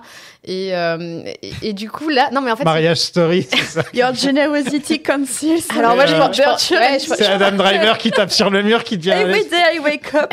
Je pensais à ça, je pensais aussi à l'amour ouf et tout, tu vois. Genre, je t'aime tellement que je tape dans les murs, quoi, tu vois. Et en fait, c'est pas du tout ce genre de truc. Comme tu le disais tout à l'heure, ça commence comme une scène de sexe et pendant longtemps, elle a sa robe à moitié défaite et elle est seins nus et elle se rhabille pas parce qu'en fait, c'est pas du tout dans un truc de. C'est pour ça qu'elle a été nommée aux Golden Globes. Ah, mais c'est sûr. Les Globes. Voilà. Et en fait, c'est juste que. En fait, c'est pas du tout un truc qui la sexualise ou quoi. C'est juste qu'en fait, il se trouve que elle est comme ça, que lui est en caleçon parce qu'il avait retiré son pantalon. Et en fait, elle reste comme ça parce qu'elle se rhabille pas tout de suite. Et du coup, ça donne une dispute vraiment hyper bizarre. On n'a jamais vu quelqu'un s'engueuler seins nus au cinéma, alors qu'en fait, ça doit arriver tout le temps dans la vraie vie, quoi. Et en France, oui. Je pense. J'ai jamais expérimenté, mais n'hésitez pas à nous raconter vos expériences d'engueulade seins nus. Mais en tout cas, ouais, elle a ce côté très réaliste où c'est pas du tout quelque chose qui monte crescendo, c'est du ping-pong, il y en a un qui essaie de calmer le truc, en général c'est plutôt lui, elle repart, et puis on va déplacer la dispute sur autre chose, je partais à la base sur ce truc de tromperie. Souvent la tromperie c'est le truc dans un film qui est rédhibitoire de il m'a trompé, du coup je le quitte et machin, et en fait ça la fait même pas hausser la voix, c'est genre je le savais de toute façon, juste admets-le, et puis il passe à autre chose en fait, et c'est pas du tout ni la cause ni le sujet, et c'est vraiment ce côté-là assez réaliste que je disais tout à l'heure, parce que la tromperie c'est vraiment pas la pire chose dans leur couple à ce moment-là, quoi. C'est marrant là, elle fait une référence en disant je suis pas étonnée que Sylvia Plath elle ait mis sa tête dans un four, dans un toaster. Ouais, dans un toaster. Sauf qu'en fait qui est pour moi la meilleure phrase du film. Surtout lui après il fait une vanne en disant je sais plus quoi, il fait t'aurais plus de chance à réussir à rentrer ta tête dans un toaster que je sais plus quoi. Surtout qu'il est allongé tête la première dans le canapé. Ouais. Et elle est en train de lui hurler dessus, de lui dire je comprends pourquoi Sylvia Plath a mis sa tête dans un toaster. Et lui il dit dans un four avec la tête allongée dans le... Mais en plus ce paradoxe de Sylvia Plath c'est que si elle s'est suicidée c'est aussi parce qu'elle a été victime de violences conjugales. Il y a beaucoup de choses pour Sylvia Plath. Ouais, et en fait son mari était Ted Wells qui a écrit la nouvelle du Géant de Fer pour consoler ses enfants, et le Géant de Fer après c'est devenu le film de Brad Bird. Et du coup c'est là aussi que quand on a cet élément de référence on se dit elle exagère un petit peu quand même. Bon, ok, c'est pas brillant entre eux, mais tu vas comparer ça à une femme victime de violences conjugales qui a voulu arrêter ça en se mettant la tête dans un toaster ou un four, alors qu'elle avait quand même des enfants. Voilà. Pas dans un toaster, ce serait un peu difficile, mais... Mais après, c'est vrai que sur ce côté-là, c'est un truc que j'aime pas trop dire parce que drama queen, machin. Mais en fait, c'est vrai que là, sur le film, enfin sur cette dispute, c'est quand même elle qui fait vraiment le drama où elle entre, elle sort, elle repart, elle revient. C'est pour ça que j'ai dit borderline, c'est-à-dire que le moindre petit truc, elle peut l'utiliser contre toi, en fait. Dans toute cette scène, elle ressort un petit peu comme la personne qui cherche le moindre petit détail pour essayer d'en faire un énorme drama. Oui. Puis en fait, t'as l'impression que ce qu'elle dit, elle essaie vraiment de blesser à chaque fois ou de trouver un nouvel angle. Elle lui dit « je t'aime pas » avant de partir, par exemple. Ouais, c'est pas vrai. De le provoquer, en fait. Voilà. En fait, elle veut provoquer une vraie réaction. Parce que lui, il a vraiment ce truc un peu... où il fait une vanne, ou tu vois, il la reprend sur le truc du toaster, c'est pas un grille-pain, c'est un four, ou des trucs. Et en fait, elle, ça l'énerve parce qu'elle essaie de parler d'un truc sérieux. Ouais. Et comme lui fait des petites blagues où il la reprend sur un mot en anglais, là, non, mais de toute façon, je sais même pas parler anglais. Et puis, ça part sur des trucs vraiment. Et je pense qu'elle a plus rien d'autre à dire de plus fort que, de toute façon, en fait, je crois que je t'aime plus et je pars, en espérant provoquer une réaction. Et lui, en fait, normalement, ce que tu verrais dans un film, je pense, c'est un mec, ou en tout cas l'autre partenaire qui court après la personne qui dit je t'aime plus. Et en fait, lui, il mord pas à l'hameçon, soit parce qu'il la connaît, soit parce qu'il sait que c'est pas sérieux, ou parce que juste il en a marre, et ça va se résoudre, et puis on verra. Et je trouve que c'est intéressant de ce truc qui est censé être un climax, de toute façon, je t'aime plus. Bah ouais, mais en fait, je vais rester là, la tête dans le canapé, quoi. En fait, on sent qu'à force de vouloir avoir une réaction, en fait, elle en a marre. Et je pense que quand elle lui dit « je ne t'aime plus », c'est qu'effectivement, il y a une partie de leur relation qu'elle n'aime plus du tout. Je pense pas qu'elle l'aime plus. Ah non, pour moi, ils s'aiment toujours. Enfin, oui, mettons puis de toute façon, c'est Enfin, ce serait triste. Puis c'est confirmé par la. Oui, quand tu vois la fin, dernière tu te scène. dis ce serait triste le fait que. Il y a quelque chose qui colle pas. Ouais. Mais c'est pas ce soir-là qu'ils auront cette discussion-là, quoi. Mais c'est ça, en fait. C'est à la fois, il y a toujours l'espoir. À la fin, c'est une sorte, comme je disais tout à l'heure, Jesse, on sent qu'il est dans une phase où il veut recommencer plein de choses dans sa vie. Et en fait, à la fin, cette sorte où il fait semblant de rencontrer Céline pour la première fois, c'est une sorte de recommencer les choses. Et parce qu'en fait, c'est quelqu'un qui aime les débuts, mais qui a plus de mal avec le reste. Et donc, ça va être un nouveau début pour eux, on imagine, où il y aura peut-être des choses qui vont se débloquer. Peut-être qu'elle elle va accepter finalement d'aller vivre avec lui à Chicago. Peut-être que finalement, il va trouver un autre compromis. Ou qu'ils vont vivre dans un autre pays, tout simplement. Peut-être plus proche pour Canada. leur fils. Au Canada ou même au Royaume-Uni. Enfin, tu vois, un truc comme ça qui soit un peu plus... pour qu'il y ait moins de trajets à faire ou quoi. Mais à la fin, tu te dis que c'est cohérent. C'est que c'est une boucle. C'est-à-dire que... perpétuellement, ils vont essayer de se re-rencontrer pour la première fois, mais il y a des moments différents de leur vie. Puis là, de toute façon, littéralement, il essaie de boucler la boucle, il ramène cette histoire de voyage temporel qui était l'argument, qui était un peu sa pick-up line dans le premier, où il disait imagine si tu pouvais voyager dans le temps. Enfin, tu vois, il y a ce truc de revenir. Puis aussi, c'est un auteur, il invente un peu des histoires, machin, donc il arrive avec son petit papier, il lui lit un truc. Enfin, je trouve que en fait, c'est vraiment, tu retrouves un peu Jessie, quoi. C'est le petit romantique de la toute première scène. Oui, il est pas mort, en fait. Enfin, le romantisme. Et il doit la convaincre. Il doit la convaincre. C'est exactement la même dynamique. C'est son premier challenge du film, en fait. C'est la même dynamique, quoi. En fait, c'est son premier challenge, c'est qu'il doit tout recommencer à zéro avec elle parce que leur relation est dans une impasse. Qu'est-ce que tu fais dans une impasse ? Soit tu restes bloqué devant et tu bouges pas, ou soit tu fais demi-tour pour trouver un autre chemin. Et lui, je trouve que c'est pour ça aussi que je trouve la fin du film relativement optimiste et belle, c'est que lui, il fait l'effort de reproposer quelque chose. Donc peut-être que ce sera le même résultat. C'est lui qui, pendant tout le film, a quand même essayé de sauver la situation le plus possible. Mais la situation actuelle. Et il voit que ça marche pas, en fait, qu'au bout d'un moment, ça finit encore en dispute et qu'il est à court d'arguments. C'est pour ça aussi qu'il blague, c'est parce qu'il a plus rien à lui dire à ce niveau-là. Il aurait pu lui dire... Tu vois ce qui se passe quand on marche pas ? Ouais, c'est vrai. C'est peut-être on a pris 30 minutes là où on n'a pas marché. Ouais. T'as vu ce qui se passe ? Oui, c'est vrai. You think you're winning? Very few people realize what it's like for an active or passionate woman to have a child. Some friends told me you'll want to throw them out the window. Okay, but the truth is, I never wanted to hurt them once, but I thought about ending it all for myself 100 times. I was so confused, and you were always away on a stupid book tour or because of Henry's custody shit, and I didn't want to be a burden. Now I know why Sylvia Plath put her head in a toaster. It was an oven. Don't play with words. You know what I mean. Toaster, oven, same thing. Donc il essaie de la faire sourire en lisant la lettre du futur. Ça ne fonctionne pas du tout au début, mais avec le temps, ça finit par... la bimbo revient. Voilà. Et là, quand la bimbo revient, tu dis, bon, ça y est, c'est gagné. En tout cas, pour ce soir, tu vois, on ne sait pas jusqu'où, mais... la caméra se retire de l'histoire, littéralement. C'est qu'on se retire, ils sont en train de parler. Et c'est peut-être la dernière fois qu'on les verra. On ne sait pas vraiment... ce que Julie Delpy nous réserve, vu que c'est elle qui veut pas faire le 4e, apparemment. Après, on en avait parlé dans un des podcasts précédents, mais si c'est pour lui proposer un personnage qui a un cancer, qui est malade, tout, non, je comprends qu'elle n'ait pas forcément eu envie de revenir. Après, ils le disent, Linklater le dit, ils le disent tous, quoi.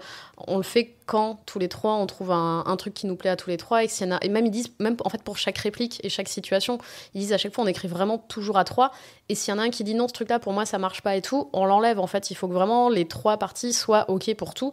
Donc là, sur un truc aussi gros que ton personnage a le cancer et elle va peut-être mourir, je comprends que ce soit un peu rédhibitoire pour elle, quoi. Non, faudrait qu'il marche en déambulatoire. Dans un Dans un hôpital. Genre, Dans le une truc, aile c'est- d'hôpital. Et tu sais, il y en a un qui a Alzheimer et il se rappelle pas de qui est l'autre. Ouais, c'est Dory, quoi. Et donc, il passe son temps à lui dire bonjour, vous venez d'où Je suis un voyageur temporel. Voilà, elle a Alzheimer. Et Mais lui, ça, il doit- c'est il doit- n'oublie... ça, c'est n'oublie jamais. Hein. J'appelle Super Richard, remonte. j'appelle Dick Linklater tout de suite. Et, Non, mais on peut peut-être les laisser là où ils sont, hein, du coup, si c'est Non, pour mais- faire ça à la place. Et si ça se trouve, c'est leur dernière nuit ensemble en tant que couple vraiment qui s'apprécie. On sait pas en fait quoi. Mais c'est Ça ça se qui est trouve, bien, ouais. c'est Mais que... comme pour les précédents où on se Ouais. voit jamais, On sait pas. On aura la réponse au bout de 2 minutes du prochain film. s'il y en a un. Ouais, s'il y en a un, je veux dire. Mais je trouve que c'est quand même une belle fin parce que, enfin, en fait, je comprends pas trop les gens qui disent que le film enlève le romantisme et tout ça. En fait, être parents, vivre ensemble, un partenariat aussi long, c'est une forme de romantisme. C'est de la romance, C'est de la romance de pas laisser tomber et d'avoir l'envie de réessayer à nouveau. Moi, je trouve que c'est quand même. En fait, ils se débrouillent tous les deux très très mal et parfois la communication elle est pas là, mais pour moi, il y a encore cette envie quand même un peu de romantisme qui existe pour eux deux. Enfin, si Jessie vraiment avait envie de laisser tomber, je pense qu'il ne prendrait pas la peine de la rejoindre, de lui faire ce numéro effectivement, de lui raconter cette histoire. Et je trouve que ça boucle bien la boucle hein, quand même. Oui. Il n'y a pas forcément C'est que, besoin d'avoir une suite. Ça parce commence que avec une rencontre, ça finit ça avec commence une avec lui rencontre. qui doit la convaincre de venir avec et c'est à Ouais. peu près exactement la même chose quoi. C'est Donc, ça, c'est 3 films où lui essaie de la convaincre et où elle, elle a des bons arguments aussi parfois pour ne pas y aller. Dans le 2, c'est plus elle limite qui doit essayer de le convaincre pas vraiment mais Oui, enfin c'est lui qui à chaque fois dit non, je Oui. peux aller Oui, un c'est peu vrai, plus ouais. tard à l'aéroport. Oui, parce que c'est elle qui lui rappelle tout le temps, il faut que tu partes. Il faut que tu partes. les films commencent quasiment à chaque fois avec Jessie hein, de toute façon. Oui. Ouais, les trois films commencent avec Jessie donc on est Oui. toujours un petit peu d'abord de son point de Avec vue. lui. Ouais, ouais. Non, c'est toujours à son initiative. Ouais. Je pense Mais que c'est Linklater qui se voit peut-être aussi dans Jessie, j'imagine. Oui, ça, on en a parlé de toute façon sur le fait qu'à chaque fois, les livres sont des miroirs de ce que lui fait dans le film et que c'est très méta et tout, quoi. Mais après, ouais, moi, je trouve que les films, au final, moi, j'avais ce souvenir un peu douloureux parce que t'as une longue dispute et que tu t'attendais pas à voir ça parce que tu les as beaucoup idéalisés et tout. Mais au final, c'est très réaliste et même eux avaient pensé au départ faire une journée qui serait vraiment un mardi lambda où ils habitent ensemble, il y en a un qui emmène les enfants à l'école le matin, l'autre va les chercher le soir, et puis entre-temps, c'est les discussions, machin. Ils ont dit, bon, c'est quand même un peu trop réaliste et un peu trop déprimant, donc on va aller chercher un autre cadre et tout ça. Mais au final, ils auraient pu avoir le même genre d'un peu de discussion et d'engueulade sur une journée normale et tout. Et en fait, je pense que vraiment ce film-là, il pouvait pas vraiment être autrement parce que, comme on en a parlé tout à l'heure, ils envisageaient peut-être de les faire se re-rencontrer une autre fois. Et en fait, tu aurais pas cru, tu aurais eu un truc vraiment très répétitif. Et en fait, là, c'est le même concept, mais appliqué à la réalité du couple, en fait. Et moi, je trouve ça très réaliste. Et je pense que c'est aussi pour ça, t'en parlais tout à l'heure, que le film, aujourd'hui, nous parle peut-être plus parce qu'on a aussi vieilli et qu'on vieillit avec eux et qu'on, même si on n'a pas d'enfants, on voit quand même l'usure des sentiments dans des différentes relations qu'on a pu avoir, etc. On a des chats. C'est moins compliqué. On a des British. Je vais moins le chercher à l'école, le mien, mais... L'école des chats. Tu as déjà eu son chat? Non, il a une tête, il est vraiment mignon. C'est Ron Swanson, je te le montrerai après. Il a une tête, on dirait qu'il a une grosse moustache. Il ressemble à Ron Swanson, hein, Oui. vraiment littéralement. Quoi. Voilà, on essaie de dire des trucs intelligents pour Excuse-moi, pas parler de nos chats. non, Non, c'est moi, c'est moi. non, mais t'inquiète, je suis toujours là pour parler de mon chat. Mais après, cela dit, moi j'aime bien cette dispute parce qu'elle montre que parfois dans un couple tu te disputes, mais ça veut pas dire que c'est la fin.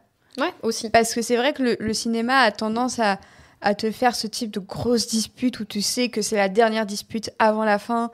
En fait, le cinéma a beaucoup tendance à nous faire penser que 80% des disputes, quand tu vois un couple se disputer, ça mène au divorce ou c'est la le parrain 2, dernière... quoi. Ouais. C'est le parrain 2 à chaque fois. Non, mais c'est ça, ou même, je reprends l'exemple d'Anatomie d'une chute, mais tu devines que de toute façon, que le mari soit mort ou pas, ça aurait pas duré, cette En histoire. même temps, pour écouter une version pareille de 50 Cent... Oui, voilà. Moi, je la comprends. Hein, Il a mérité. Attends, ça va. Qu'elle l'ait poussé ou pas, moi, je soutiens. Hein, J'y y a vais. pas de problème. Mais dans tous ces types de films qui sont pourtant très, très bons, hein, et moi, j'aime bien Marriage Story aussi, que je trouve un peu touchant. C'est pas non plus le drama qui m'a tiré toutes les larmes de mon corps, mais il y a quand même des choses assez justes dans la scène de dispute qui a été, à mon sens, réduite à Driver qui fout un coup de poing dans un mur, mais il y a aussi beaucoup d'autres choses dans cette scène. Mais tout ça pour dire que moi, je trouve ça bien de voir des disputes au cinéma qui, effectivement, parfois n'ont ni queue ni tête. Parce que parfois, en fait, le fil de ta pensée t'amène vers totalement autre chose. I read on the fridge at work, you know those magnet words that people make sentences with? Someone had put together, women explore for eternity in the vast garden of sacrifice. Wow, that's a sure sign from God. Yeah, that line is so damn true, and it's been for 10,000 years, but that's enough. Okay, I don't want to be one of these women. Like marriage is important to gays, or contraception to women's rights. It's the same with giving up my hopes. With the millions of women that have had to give up their hopes, I'm not going to do it. This is bigger than me. This means more than me. Wow. Bravo. The Nobel Committee is taking note. Hold on a second. I'm going to alert Sweden, okay? I mean, it must be a full-time job carrying that much feminine oppression. It is. You suffered so much growing up in middle-class Paris. I mean, the agony in the trenches of the Sorbonne in the post-feminist era, I can't imagine. You're an asshole. Donc, la caméra se retire de l'histoire et c'est la dernière fois qu'on voit nos amis Before. Peut-être que le prochain, ce sera eux en mode fantôme et ça s'appellera After. Ça s'appellera Ghost Story. Ça s'appellera After Sunrise, After Sunset. After Before. On fait la même trilogie mais avec des fantômes. Qu'est-ce que vous avez pensé de ce petit Before Midnight? On va commencer avec toi, Océane. Effectivement, je trouve que c'est peut-être le moins bon des trois, même si je le trouve quand même assez excellent. Que moi, ça m'avait pas du tout dérangé à l'époque de commencer par celui-ci parce que je trouve qu'il pose quand même beaucoup de questions très intéressantes. En fait, je crois qu'à l'époque, si je dis pas de bêtises, j'avais vécu une sorte un peu de relation à distance, donc tout l'aspect Skype et tout ça, mais en fait, moi, ça me parlait beaucoup et j'avais l'âge de ces protagonistes-là, justement. Donc, je me sentais représentée un peu aussi avec cette nouvelle génération. Et puis, je suis paradoxalement tombée amoureuse de Jessie et Céline en tant que couple et en tant qu'individu à part. C'est intéressant de commencer par la fin, là, avec le recul. Franchement, je réalise que c'est vraiment trop cool parce que dès le début, je crois que je m'en avais parlé là pour Sunset, mais dès le début, en fait, je sais qu'il y a des trucs qui vont pas dans leur couple, que c'est tous les deux des gens assez butés sur leur position, qui ont leurs défauts et tout ça. Et en fait, ça m'a permis de voir un film avec des êtres humains. Et franchement, en fait, je pense que j'ai découvert ce film, j'avais 20 ans. C'est un de mes meilleurs souvenirs d'avoir eu 20 ans et d'avoir découvert ce film parce que c'était aussi encore le moment où je connaissais pas forcément le cinéma de Linklater et je découvrais cette manière assez naturaliste de se balader en parlant et je disais mais j'ai jamais vu ça et c'est beaucoup trop bien d'être en couple et de se parler pendant une demi-heure en marchant. Et ensuite, t'as regardé The West Wing. Alors, The West Wing, j'ai maté Parce que niveau walk and talk dans The West Wing, alors là, t'en as. West Wing, j'avais 30 ans, je crois.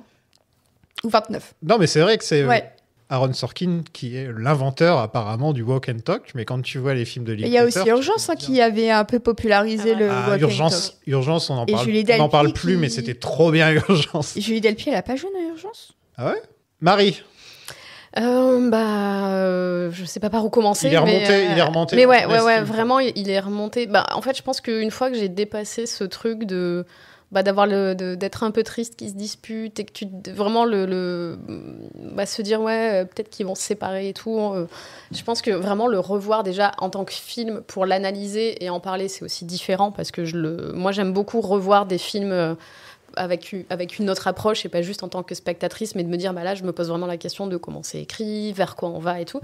Et au final c'est là d'avoir revu les trois à 3 semaines d'écart pour les podcasts, en fait tu vois vraiment un peu comme Boyhood dans 2h45 ou je sais plus combien, tu vois vraiment l'évolution de personnages sur là 18 ans, Boyhood c'est 12 ans et je trouve qu'il y a c'est vraiment quelqu'un qui fait un travail sur le temps qu'on voit rarement au cinéma. En fait, j'ai l'impression que t'as lié un peu le meilleur des deux mondes entre les séries et le cinéma, le fait de pouvoir développer des personnages comme ça sur littéralement des décennies, ce qu'on ne se permet jamais, en fait, ou enfin en tout cas très rarement, dans des petits films, paradoxalement, c'est pas des espèces de grandes fresques ou quoi que ce soit, parce qu'on reste sur de l'hyper-réalisme.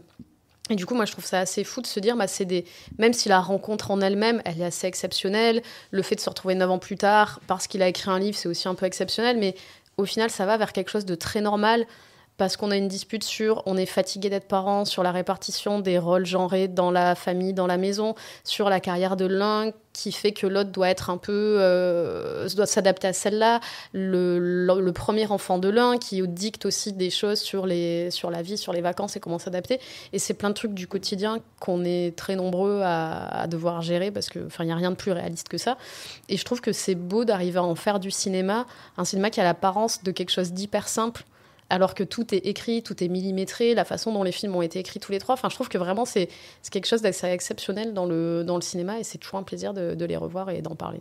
Ouais. Et du coup, oui, Julie Delpy a bien joué dans Urgence. Ah, Broken Talk, elle connaissait. Je m'en souviens. Et juste un dernier détail, mais au niveau de l'image, c'est peut-être un des plus beaux films qui utilise le bleu que je connaisse, que ce soit le bleu du ciel, le bleu de leur tenue. En fait, je trouve que c'est peut-être le film avec le code couleur le plus défini par le bleu, justement. Ah, maintenant que tu le dis, ouais, j'y avais Et, pas pensé. et rien que la pochette de l'édition Criterion, elle contraste aussi beaucoup avec les deux En même autres. temps, c'est Midnight, Sunset et Sunrise, Ouais. c'est les couleurs qui vont avec. Et pourtant, même dans les scènes en plein jour, on voit un grand soleil bleu. Et c'est peut-être... moi, j'adore l'utilisation du bleu dans ce film. Je ne saurais pas vous dire pourquoi, si c'est leurs tenues qui vont ensemble, si c'est les couleurs aussi un peu de la nuit et tout ça. C'est vrai Mais que moi, j'avais le souvenir d'un film bleu. Ouais, mais j'adore. Et pour moi, c'est peut-être esthétiquement... La Grèce, c'est blanc et bleu. C'est blanc et bleu. Ouais. Et justement, je trouve que c'est peut-être Je trouve que les trois sont magnifiquement bien photographiés, mais je trouve que c'est celui qui fait ressortir les plus belles couleurs. Je pense que la Grèce y est pour quelque chose, pour les décors et tout. Niveau édition Mais ouais. Criterion, c'est la plus belle en tout cas. Ah, c'est le plus beau dessin, ouais. Non, je veux dire, au niveau de qualité image, Ouais. le premier était un peu granuleux, je trouvais. Par contre, le troisième était Ouais, parfait. mais les couleurs sont... Au niveau de la qualité de l'image. Je dirais juste que Before Midnight, c'est un film qui est difficile à regarder parce qu'on n'a pas envie de voir nos parents s'engueuler, comme je disais tout à l'heure. Mais en même temps, c'est nécessaire. Il faut crever l'abcès, comme on disait. Et c'est pas facile à regarder, mais quand on le revoit 10, 12 ans, 10, 15 ans plus tard, on se rend compte qu'en fait, ça fait partie de la vie, quoi. En fait, chacun des films raconte une période différente de la vie. Et là, en le revoyant, j'étais nostalgique de certains trucs. Les vieux iPhones, Skype. Mais qui utilise Skype encore? Ouais, voilà, on est sur Zoom maintenant. Je trouve que il est peut-être pas au même niveau que les deux autres parce que je suis moins fan des scènes avec tout le cast des Grecs et la Française qui sont un petit peu là pour chacun dire leur leçon de vie. Et je sais que c'est aussi le but des Before, d'avoir des personnages qui disent un petit peu comme ça des trucs philosophiques par-ci par-là. Je trouvais que c'était pas forcément super bien amené. Et que c'est peut-être la seule scène que j'aime pas dans toute la trilogie, en fait. La seule scène où je suis pas forcément fan. Tu préfères la dispute à ça?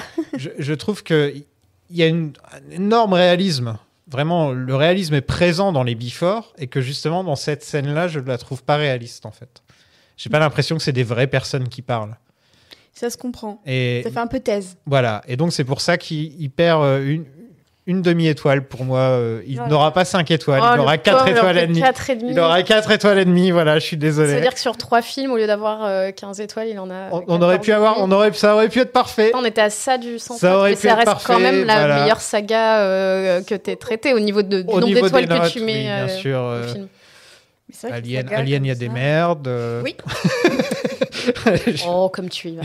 Il y en a des moins bien, on va dire. Non, mais en tout cas, ils sont pas tous à 5 et 4,5, c'est sûr. En fait, j'ai aucune idée de toutes les sagas que j'ai fait dans le podcast. Je vais sortir une liste. Comme Franchement, un petit tableau Excel, là.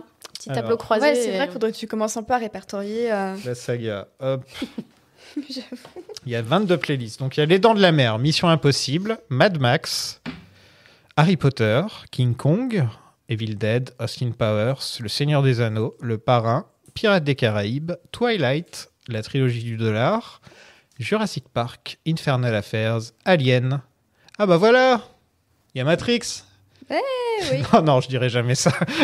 Faut pas déconner. SOS Phantom, Toy Story, Scream. Scream, les 3 premiers. Le 3, il est quand même un peu... ouais. Indiana Jones, Rocky.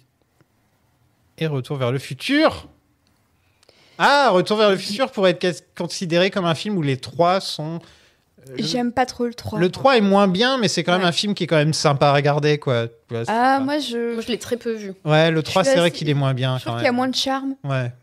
Après, bon, voilà, c'est parce que moi, tout ce qui est western, j'ai un peu moins de sensibilité. J'adore la trilogie du dollar de Sergio Leone. Là, il y a 3 bons films. Leone, mais voilà.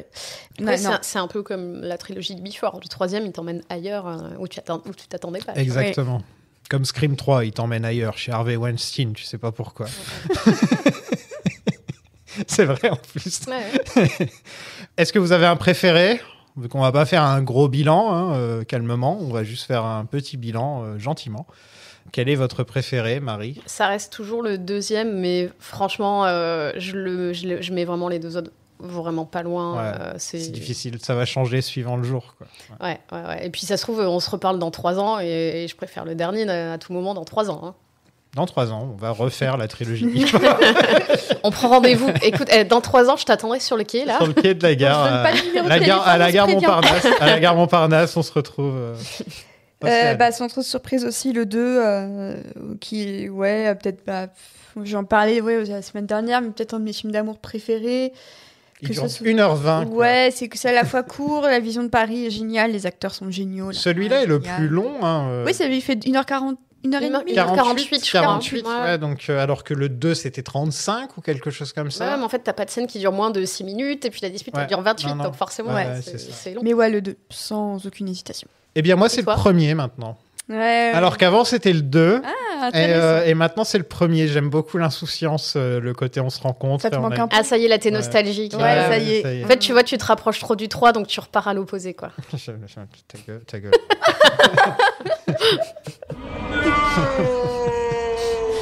Et pourtant, on n'a pas parlé de ça. De rien. Commence pas. Céline ou Jessie?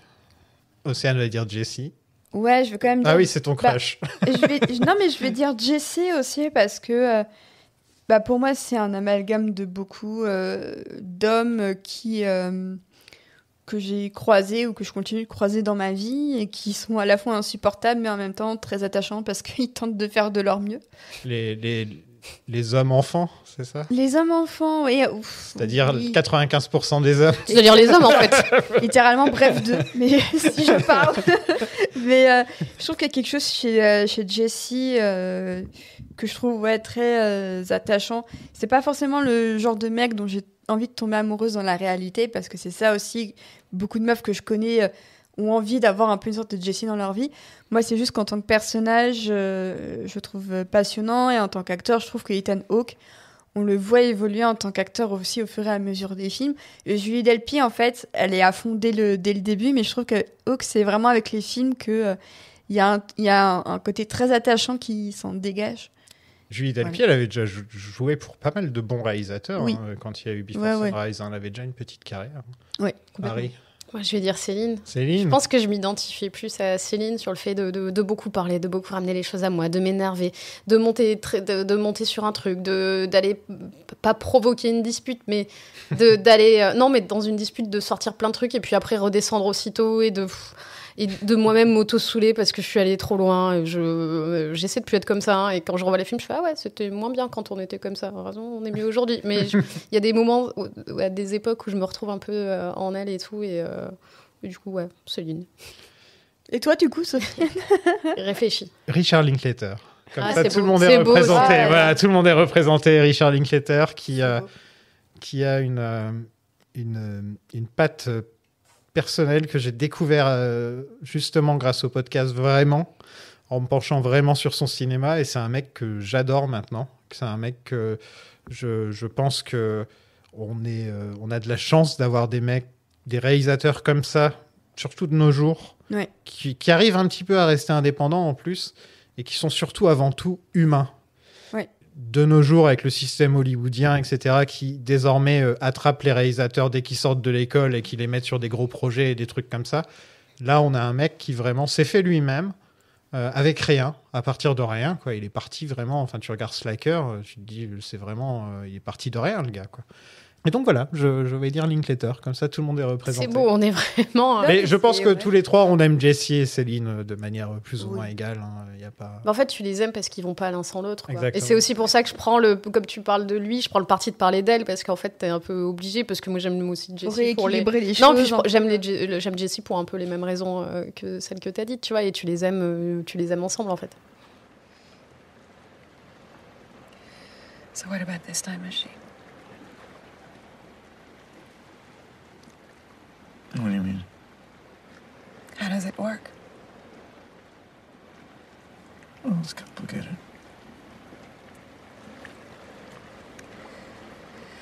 Am I gonna have to get naked to operate it? I mean... Yeah, that's actually, it's been a real issue, you know? I mean, closed cysts, they don't travel well through the whole space-time continuum. Wow, he's so smart. Oh, jeez. Space-time. Continuum. Continuum. Yeah. You know, it's something that I've been thinking about your letter. Yeah. You know, you mentioned the Southern Peloponnese.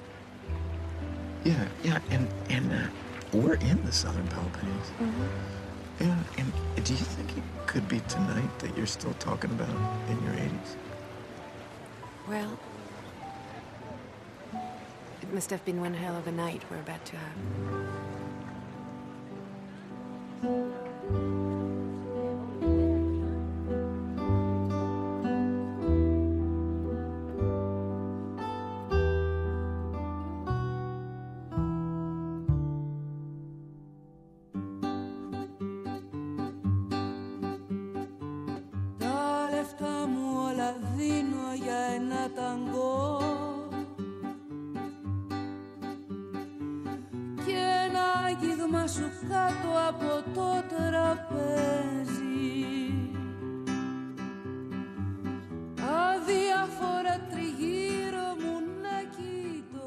Est-ce qu'on a d'autres choses à dire sur la trilogie Before ?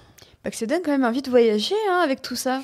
Ouais, ça donne envie d'aller à Paris. Ouais, ça donne envie.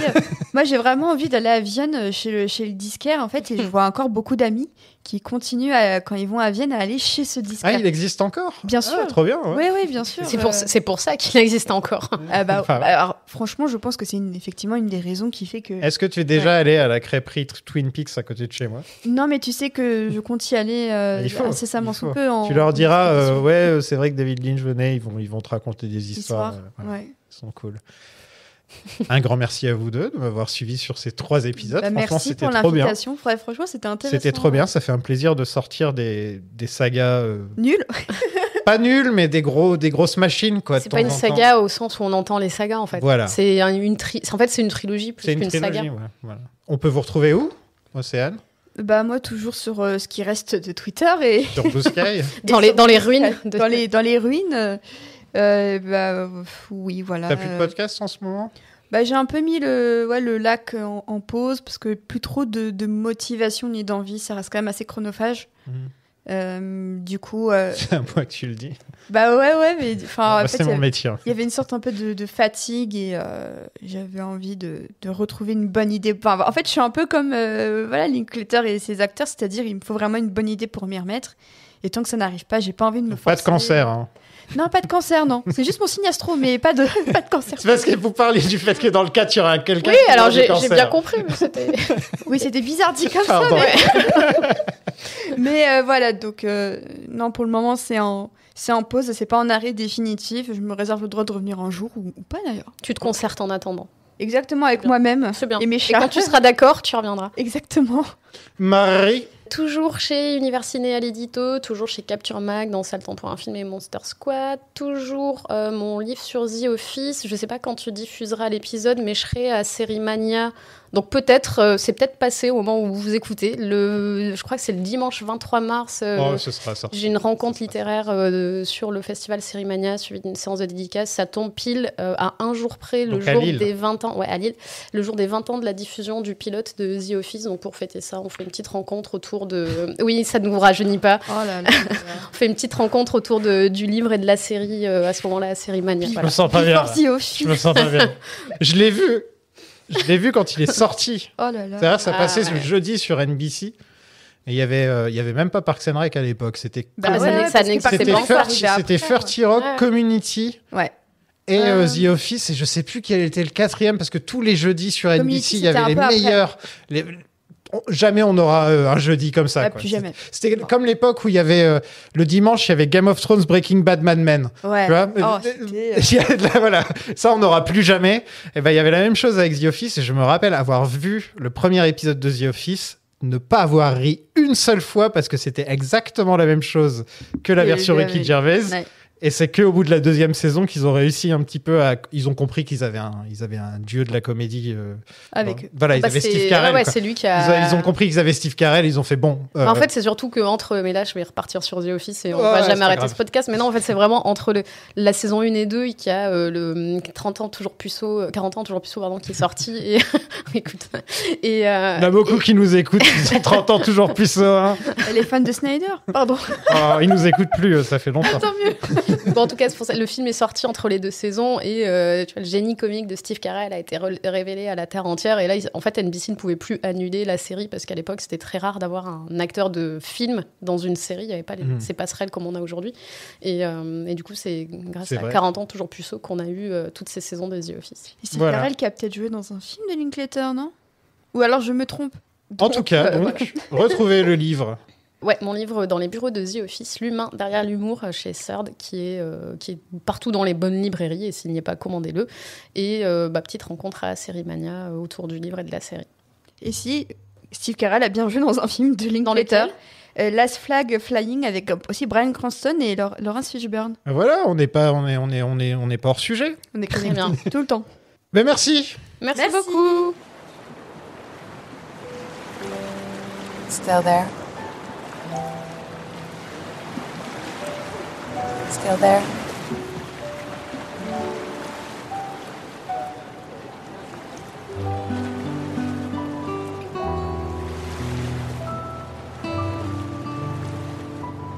Still there?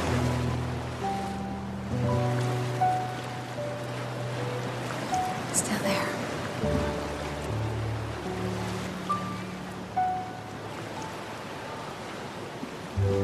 Gone.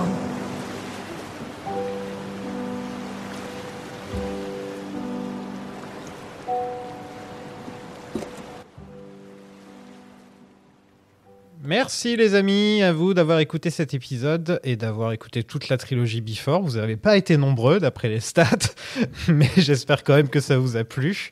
Merci à mes 3 invités, bien sûr.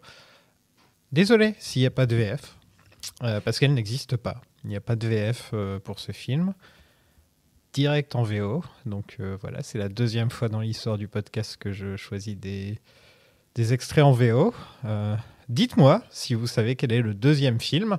Vous pouvez me trouver sur Blue Sky et sur Instagram @lasagapod et aussi bien sûr sur le Discord de tous mes podcasts avec le lien dans la description. Sur Patreon, patreon.com/planséquence. En ce moment, vous pouvez retrouver des commentaires audio puisque je fais les Harry Potter avec Axel. Je vais bientôt finir tous les Star Wars avec Seb. Il ne nous reste plus que 2 films et on aura fait tous les Star Wars. Rogue One et Solo compris. Et avec Max, on va faire The Dark Knight Rises en commentaire audio. Ça va être très drôle. Si vous me connaissez, vous savez que j'aime beaucoup imiter Bane. Et un épisode bonus sur la prochaine saga. Et l'épisode bonus, d'après les votes, ça devrait être Total Recall. Ça pourra vous plaire. La prochaine saga sera non pas les Animaux Fantastiques, comme je l'avais dit, j'ai changé d'avis. Et j'ai décidé de faire Terminator parce que je me suis dit, c'est dans le générique de la saga. Terminator, c'est même la dernière chose qu'on entend dans le générique de la saga. Et je crois que c'est un des derniers films du générique que je n'ai pas encore fait. Donc voilà. Si vous connaissez les spécialistes de Terminator, de James Cameron ou d'Arnold Schwarzenegger, si possible à Paris, N'hésitez pas à m'envoyer un message. Je voulais remercier les plus grands donateurs du Patreon, les Very Important Patou. D'abord, je voulais remercier Ludivine pour les VF, c'est elle qui m'a envoyé les VF des films précédents, j'avais eu du mal à les trouver. Mais bref, les Very Important Patou. Sabrina, Andrea, l'inspecteur Mendes, Toutoun, Axel, Mondingus et Orlingas, Thomas, Vincent, Adeline, Fabien, Pascal, Lilian, Arnaud, Efo, Dominique, Vi, Julien, Quentin, Mathilde, Timothy, Ludwig, Benoît, Johan, Nicolas, Jonathan, Flavien, John, Punky, Roméo, Clem, Thomas, Gary, Monsieur Obi, Seb, Pierre, Selim, Loba, Aurel, Franck, Alexis, Michel, Charles, Dylan, Romain, Louis, Claire, Lizzie, Renato, Yann, Océane, Ced et Gérard, bien sûr. Ouh. Je crois que j'ai tout dit. Si la trilogie Before vous a plu, nos épisodes, ou même si vous avez découvert les films, bah dites-le moi. C'est toujours intéressant de voir comment, si vous avez apprécié les films et les épisodes. Dans le prochain épisode, on parlera de Terminator. Tout. Les amis, I'll be back. Just in time. You found me just in time. Before you came, my time was running low. I was lost. The losing dice were tossed. My bridges all